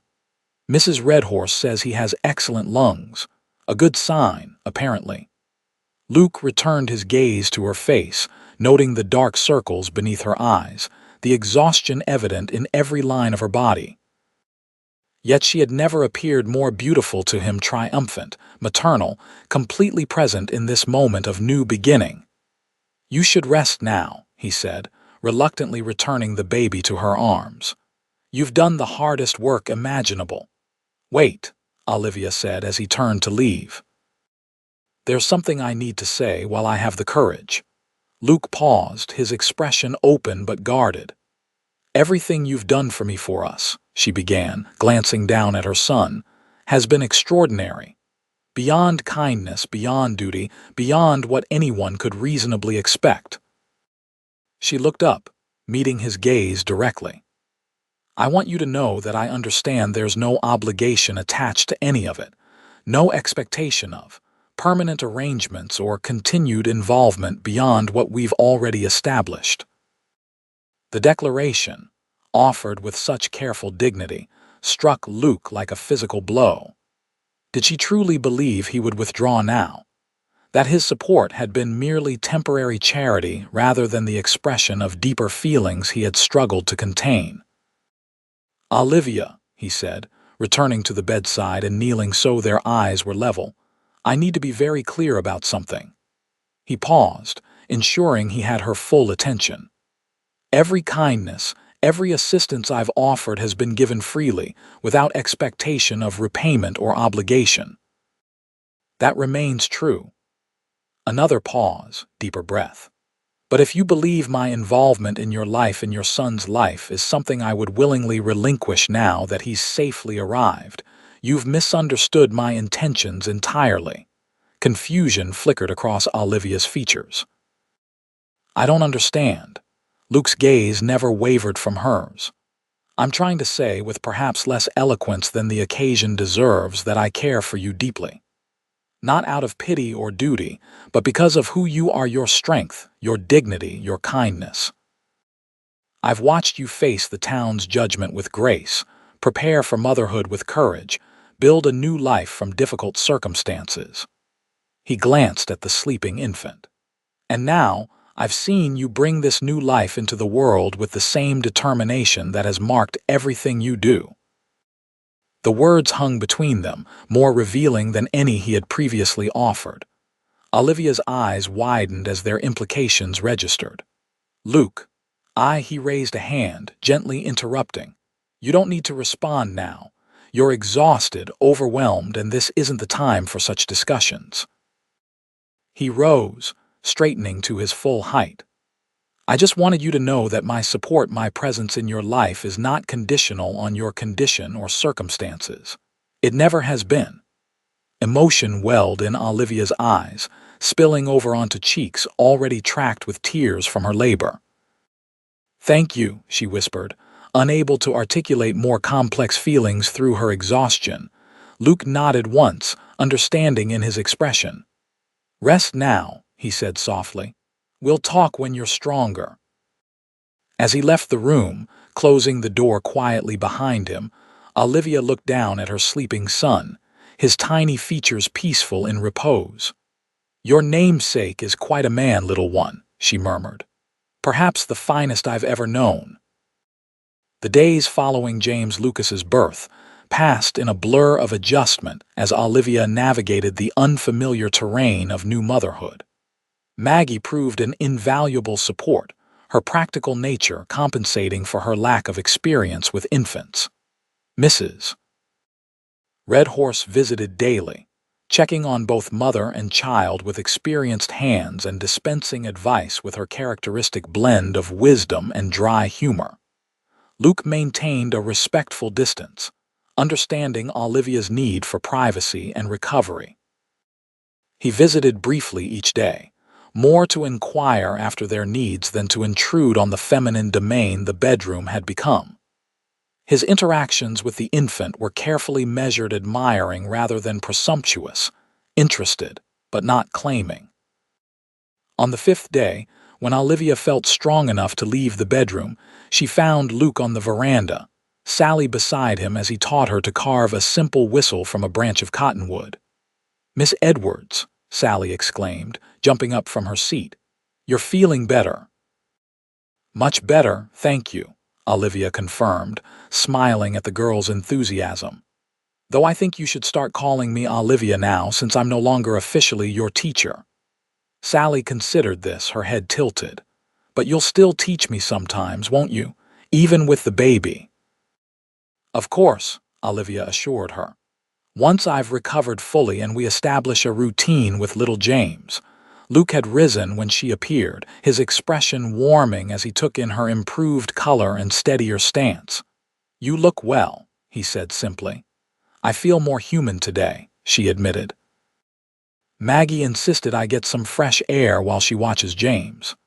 She settled into a chair, grateful to be upright but still conscious of her body's weakness after the ordeal of childbirth. "The weather is perfect. October's finest," Luke agreed, resuming his seat. "First frost can't be far off, though." The mundane observation weather, always safe territory in uncertain conversations, nonetheless carried weighted implications about the changing seasons, the passage of time, the need for secure shelter in the coming winter months. Olivia understood these undercurrents, recognizing that their unfinished conversation from the night of James's birth still hovered between them. "Sally," Luke said, turning to his niece, "would you fetch Miss Edwards Olivia a glass of lemonade? Mrs. Redhorse made a fresh pitcher this morning." The girl nodded eagerly, happy to be useful, and disappeared into the house. Alone for the first moment since James's birth, they regarded each other with newfound awareness not just of their feelings, which had been building for months, but of the practicalities that now demanded consideration. "How is motherhood treating you?" Luke asked, his tone deliberately light. Olivia smiled, the expression genuine despite her fatigue. "It's overwhelming and wonderful in equal measure. I never imagined it was possible to love someone so immediately and completely." Luke nodded, understanding in his gaze. "That's how it was with Sally after Caroline and Robert died. One moment she was my niece, someone I cared for but visited only occasionally. The next, she was my entire responsibility, and I couldn't imagine life without her." The parallel between their experiences, both thrust into unexpected parental roles through different circumstances, created another point of connection between them. "Luke," Olivia began carefully, "I've been thinking about what you said. The night James was born." He stilled, his attention sharpening. "Yes, you spoke of caring for me, of wanting to remain present in my life and our lives," she clarified, though James was currently sleeping peacefully in Maggie's care. "I need you to understand something important." Luke's expression remained neutral, though tension was evident in the set of his shoulders. "I'm listening." Olivia took a steadying breath. "When I came to Wickenburg, I was fleeing a situation in St. Louis, not just my uncle's control, but a relationship that had proven less than honorable." Understanding dawned in Luke's eyes. "James's father," he said quietly. She nodded. "James Harrington was charming, persuasive. The son of one of my father's business associates. We were indiscreet based on promises he made." The admission cost her, bringing a flush of shame to her cheeks despite her determination to speak honestly. "When I discovered I was with child, he disappeared. Left St. Louis entirely, I later learned. His family sent him east to avoid the scandal." Luke's jaw tightened, but he remained silent, allowing her to continue. "I couldn't bear the shame of remaining in St. Louis, where everyone would know.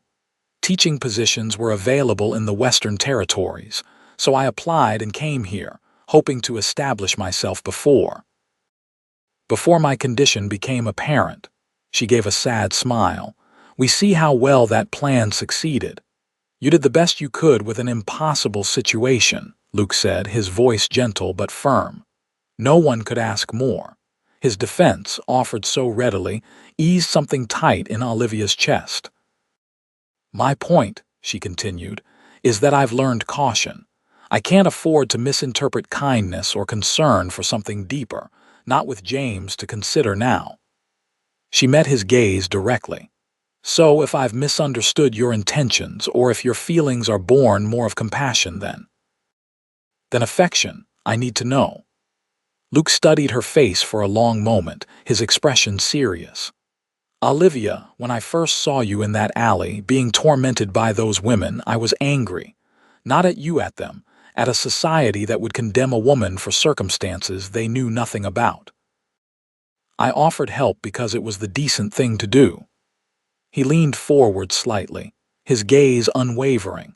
"But every interaction since has deepened my respect, my admiration, and yes, my affection for you as a person, not as a cause or a charity." The sincerity in his voice, the steady directness of his gaze, convinced her in a way elaborate protestations never could have.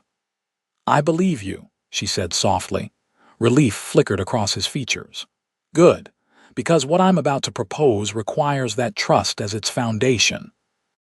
Before he could continue, Sally burst through the door, carefully balancing a glass of lemonade.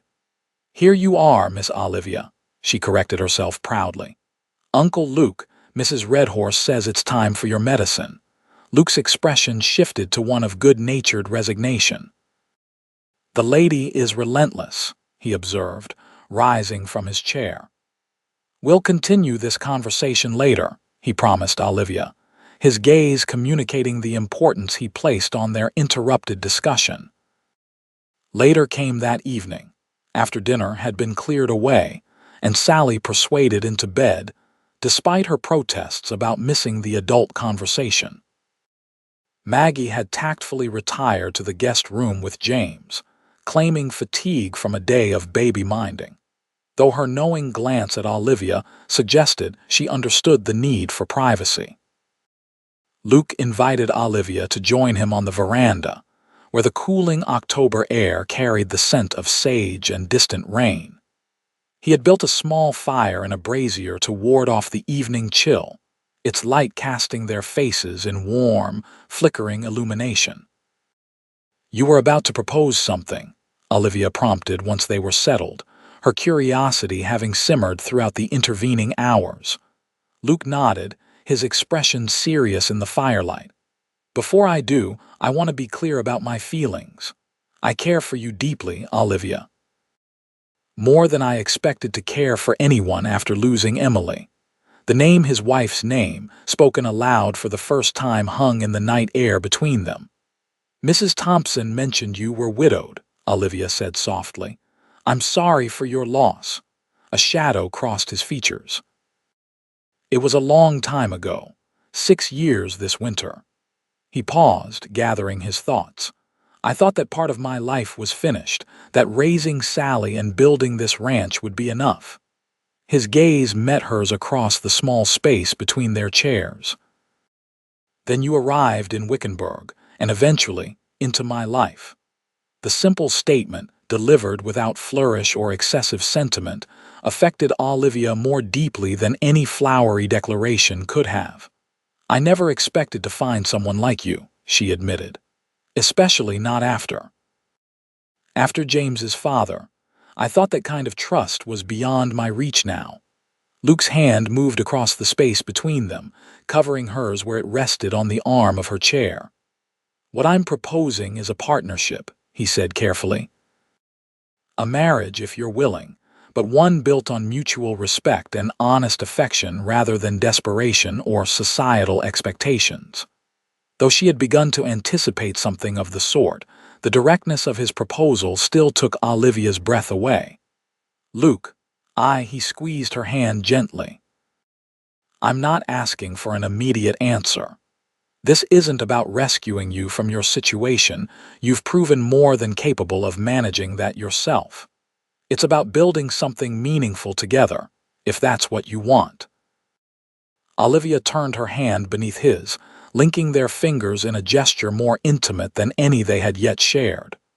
And James, she asked, needing to be certain of his feelings about her son. Would be my son in every way that matters, Luke replied without hesitation. Just as Sally would become your daughter if she consents. A family, Olivia. Unconventional in its beginnings, perhaps, but real nonetheless. The vision he presented, a family formed not by blood but by choice, by mutual care and commitment, resonated deeply with Olivia's own unspoken hopes. Yet caution born of bitter experience made her hesitate. May I have some time? She asked. Not because I doubt your sincerity or my own feelings, but because this decision affects more than just us. Luke nodded, understanding in his gaze. Take all the time you need. My proposal doesn't expire. The gentle humor in his tone broke the tension of the moment, drawing a smile from Olivia despite the weight of the conversation. Thank you, she said, squeezing his hand before reluctantly withdrawing hers. For understanding, for waiting, for everything, really. As they sat in companionable silence, watching the flames dance in the brazier, Olivia found herself contemplating a future she had never dared imagine during those dark days, when the town's judgment had seemed the final word on her worth. A husband who respected her, a stepdaughter who adored her, a home built on honesty rather than pretense, all possibilities that had seemed forever closed to her, until Luke Forrester had stopped to offer assistance in an alley 5 months ago. The decision, when it came, arrived with the quiet certainty of sunrise inevitable, illuminating, transforming the landscape with new clarity. 3 days after Luke's proposal, as Olivia sat nursing James in the rocker beside her bed, she looked up to find Luke standing in the doorway, a tentative expression on his face. "May I come in?" he asked, respecting the privacy of this maternal moment. Olivia nodded, adjusting her shawl to provide modest coverage. Of course. Luke entered, his gaze warm as it took in the tableau of mother and child. "Mrs. Redhorse says he's gaining weight nicely," he observed, maintaining a respectful distance. "He's a good eater," Olivia confirmed with a smile. Though his schedule leaves something to be desired, Maggie claims she hasn't had a full night's sleep since his arrival. She doesn't seem to mind, Luke noted, having observed the affectionate relationship developing between the sisters. Though she mentioned something about returning to St. Louis before Christmas. The reminder of Maggie's eventual departure brought Olivia's thoughts back to her decision, one that would shape not just her future but James's as well. Yes, she has a position with a milliner there. She can only stay another few weeks. Luke nodded, his expression turning more serious. "Olivia, I don't mean to press you, but yes," she interrupted simply. He blinked, momentarily confused. "Yes. Yes, I will marry you," Olivia clarified, a smile spreading across her face at his stunned expression. "If the offer still stands." Joy transformed Luke's features, years seeming to fall away as he crossed the room in 2 long strides, kneeling beside her chair. "It stands," he confirmed, his voice rough with emotion. "You're certain?" Olivia shifted James to her shoulder, freeing one hand to touch Luke's face, their first such intimate contact. "I'm certain," she said softly. "Not because I need rescuing or security, though you've offered both. But because I've come to love you, Luke Forrester, for the man you are, honorable, kind, steadfast." The declaration, the first time either had spoken explicitly of love, hung in the air between them, momentous, yet somehow inevitable. Luke covered her hand with his own, turning to press a kiss to her palm. "I love you, Olivia Edwards," he replied, his voice low and fervent. "Have for longer than I had any right to." The admission brought tears to Olivia's eyes, not of sadness, but of release, of acceptance, of a joy she had thought forever beyond her reach. "Then it seems we have a wedding to plan," she said, her voice trembling slightly with emotion. Luke's gaze moved to the infant on her shoulder, now sleeping peacefully after his meal. "May I?" he asked, extending his arms. Olivia transferred James carefully, watching as Luke cradled the tiny form against his broad chest with practiced ease. The sight her son in the arms of the man who would become his father created a fullness in her heart that bordered on pain. "What will people say?" she asked suddenly, the practical consideration intruding on the moment. "The town already believes the worst about my character." "Now they'll assume, let them assume what they will," Luke interrupted, his tone dismissive. "Those who matter will understand the truth. Those who don't," he shrugged, a movement so gentle it didn't disturb the sleeping infant, "their opinions aren't worth considering." The simplicity of his perspective, so different from the rigid social constraints that had shaped Olivia's earlier life, offered a freedom she was only beginning to recognize. "You make it sound so straightforward," she marveled. "Sometimes it is," Luke replied, his gaze steady on hers. "Not always, but in us I believe it can be. We choose each other, choose to build something together. The rest is just noise." As Olivia looked at the man before her, strong yet gentle, principled yet pragmatic, she felt the last of her reservations dissolving. The path forward wasn't without challenges, but with Luke beside her, facing them seemed not just possible but almost welcome, each obstacle an opportunity to strengthen the foundation they were building together. "When?" she asked, practical considerations asserting themselves. "And where?" "The church might not, Justice of the Peace in Prescott," Luke suggested. "Or here on the ranch with Pastor Jenkins if he's willing. If not, Judge Hollister owes me a favor." His free hand found hers again, fingers intertwining. "As for when, that's for you to decide. When you're fully recovered, when you're ready." The consideration behind his response, putting her needs first, ensuring her comfort with the timing, confirmed again the rightness of her decision. "Soon," Olivia decided. "Before Maggie leaves. I want my sister at my wedding." Luke's smile deepened at her certainty. "Then soon it will be." They were married 3 weeks later on a crisp November morning, the ceremony performed by a surprisingly willing Pastor Jenkins in the main parlor of the ranch house. Maggie stood as Olivia's witness, radiant in a new dress Luke had insisted on purchasing for the occasion. Sally served as impromptu flower girl, scattering late blooming wildflowers before the makeshift altar with solemn concentration. James, now nearly 8 weeks old, slept peacefully in Mrs. Red Horse's experienced arms throughout the brief ceremony, waking only as his mother and new father sealed their vows with a kiss that lingered just long enough to make Maggie clear her throat meaningfully. The small reception that followed, attended by ranch hands and their families, Mrs. Thompson and her husband, and a few other Wickenburg residents who had shown kindness to Olivia during her difficult months, had the informal warmth of a family gathering rather than a formal wedding celebration. Mrs. Red Horse and her daughters had prepared a feast that combined traditional native dishes with frontier staples, creating a unique blend that symbolized the diverse influences that had shaped the double FTKS community. As afternoon faded toward evening, guests gradually departed until only family remained: Maggie, Sally, Mrs. Redhorse, and the newly formed Forrester family. Luke had surprised Olivia by arranging for Miguel to drive Sally to stay with Mrs. Thompson for 2 nights, giving the newlyweds privacy while ensuring his niece's enjoyment with a promised shopping excursion and attend a magic lantern show visiting Wickenburg. "You've thought of everything," Olivia marveled as they stood on the veranda, watching Miguel's wagon disappear down the drive with a wildly waving Sally. "Not everything," Luke admitted, his arm secure around her waist. "I'm sure I've forgotten a dozen details, Mrs. Redhorse will scold me for tomorrow." Olivia laughed, leaning into his embrace with newfound freedom. The day had passed in a blur of emotion and activity, leaving her simultaneously exhausted and exhilarated. "I can't quite believe we're actually married," she confessed.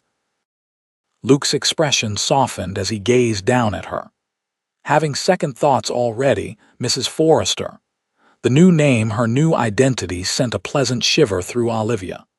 "Not for a moment," she assured him, reaching up to touch his face in a gesture that was becoming familiar between them.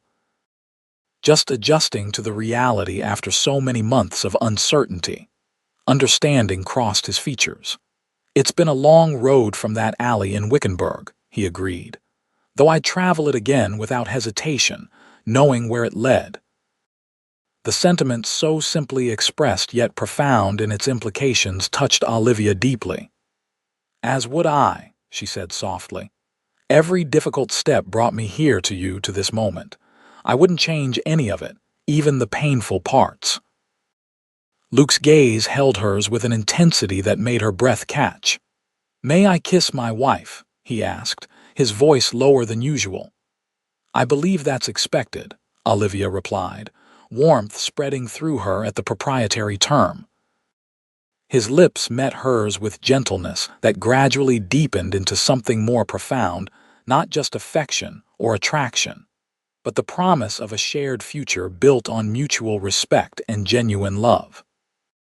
When they finally parted, both slightly breathless, Olivia felt a certainty settle in her heart. This man, this marriage, this life they were building together was not a compromise or a solution to her difficulties, but a gift she had never expected to receive.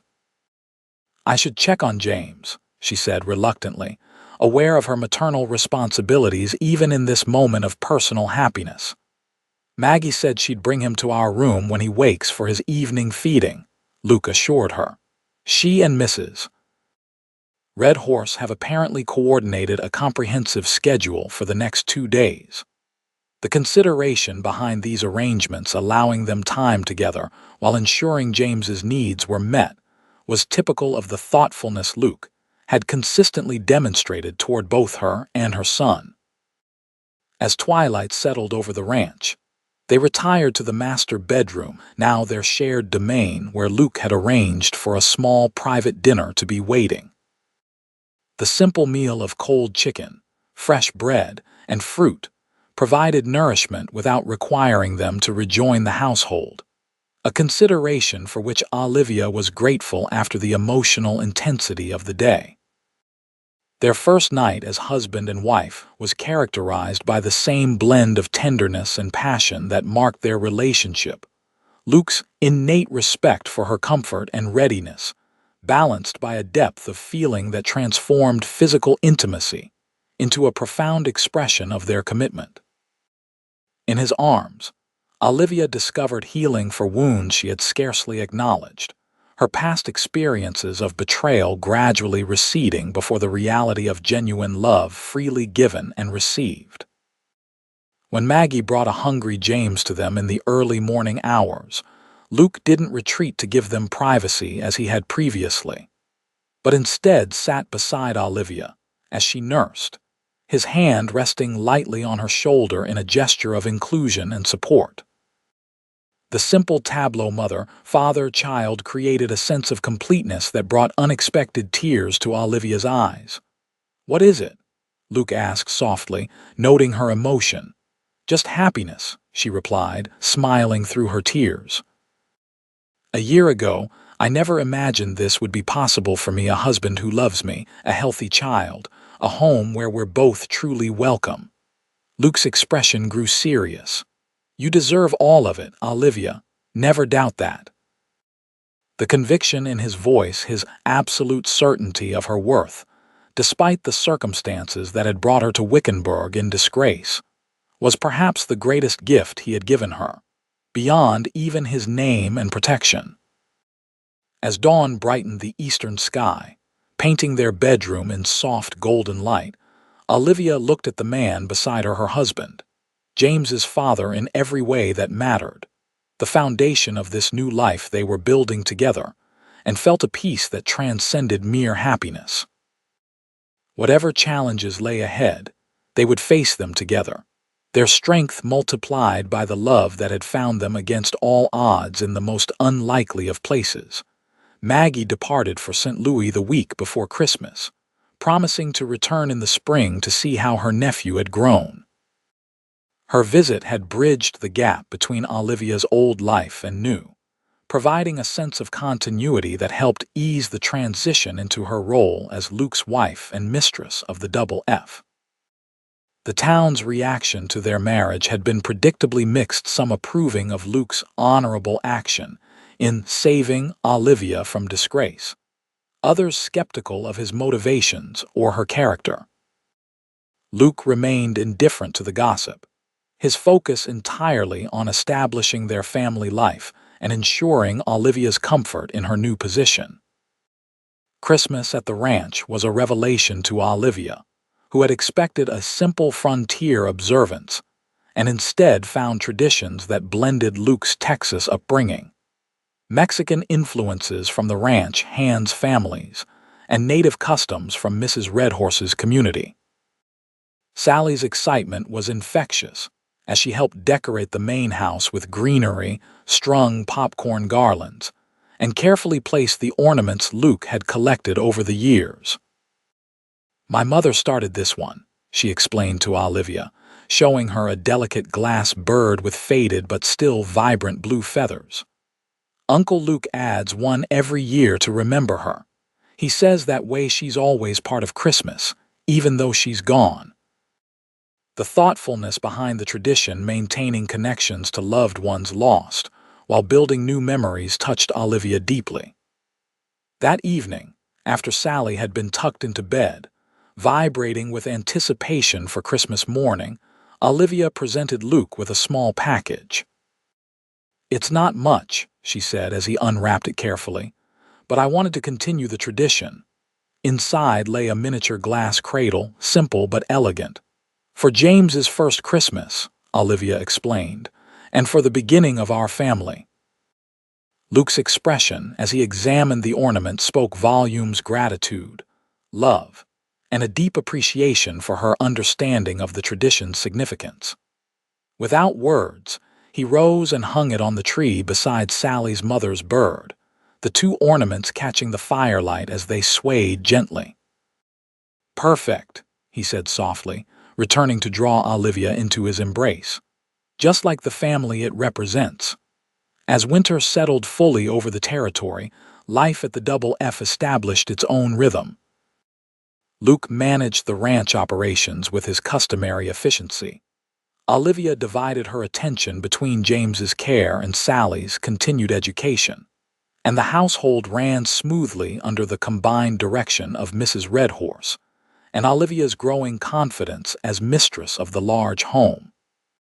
Spring brought new life to the desert landscape and to the Forrester family as well. James took his first tentative steps in April, just as the wildflowers began their brief but spectacular bloom across the ranch's lower pastures. Sally's 10th birthday was celebrated with a party that included not only the ranch community, but several schoolmates from town, the first time children from Wickenburg had visited since Olivia's disgrace and subsequent marriage. "Mrs. Pemberton says you were the best teacher the school ever had," one little girl confided to Olivia during the celebration. "She says it's a shame about, the baby before you were married." The innocent repetition of adult gossip might once have wounded Olivia deeply. Now, secure in her place and identity, she found herself able to respond with gentle firmness. "Sometimes life doesn't follow the order we expect," she told the child, "but that doesn't make the love any less real or important." The simplicity of this truth, hard-won through months of judgment and uncertainty, had become her touchstone. As she watched Luke teaching James to pet a gentle old mare, his large hands engulfing their son's tiny ones with careful protection, she reflected on the journey that had brought them to this point. From an alley in Wickenburg, where cruel words had driven her to seek shelter, to this sun-drenched corral where her husband guided their son with patient love, the path had been neither direct nor easy. Yet every step, even those that had seemed to lead only to greater difficulty, had been necessary to reach this place of belonging. "No man will want you with that belly." They had sneered that day, their judgment seeming both absolute and inescapable. "I've never wanted anyone more," Luke had effectively answered, not with words in that moment, but with actions that spoke his heart more eloquently than any declaration. As James's delighted giggle rose into the clear spring air, Olivia moved to join her family in the corral, her hand resting briefly on her abdomen, where the first fluttering movements of their second child had recently made themselves known. This new life conceived in love and legitimacy, yet no more precious than James, would arrive as winter approached again, completing the circle of seasons that had transformed Olivia from outcast to beloved wife and mother. Luke looked up as she approached, his smile warming at the sight of her. Even now, months into their marriage, such simple evidence of his love could still catch her unawares, filling her with gratitude for the man who had seen beyond judgment to the woman beneath. "Look, Mama," James called, his small face alight with excitement. "Horse." "I see, sweetheart," Olivia replied, joining them at the fence.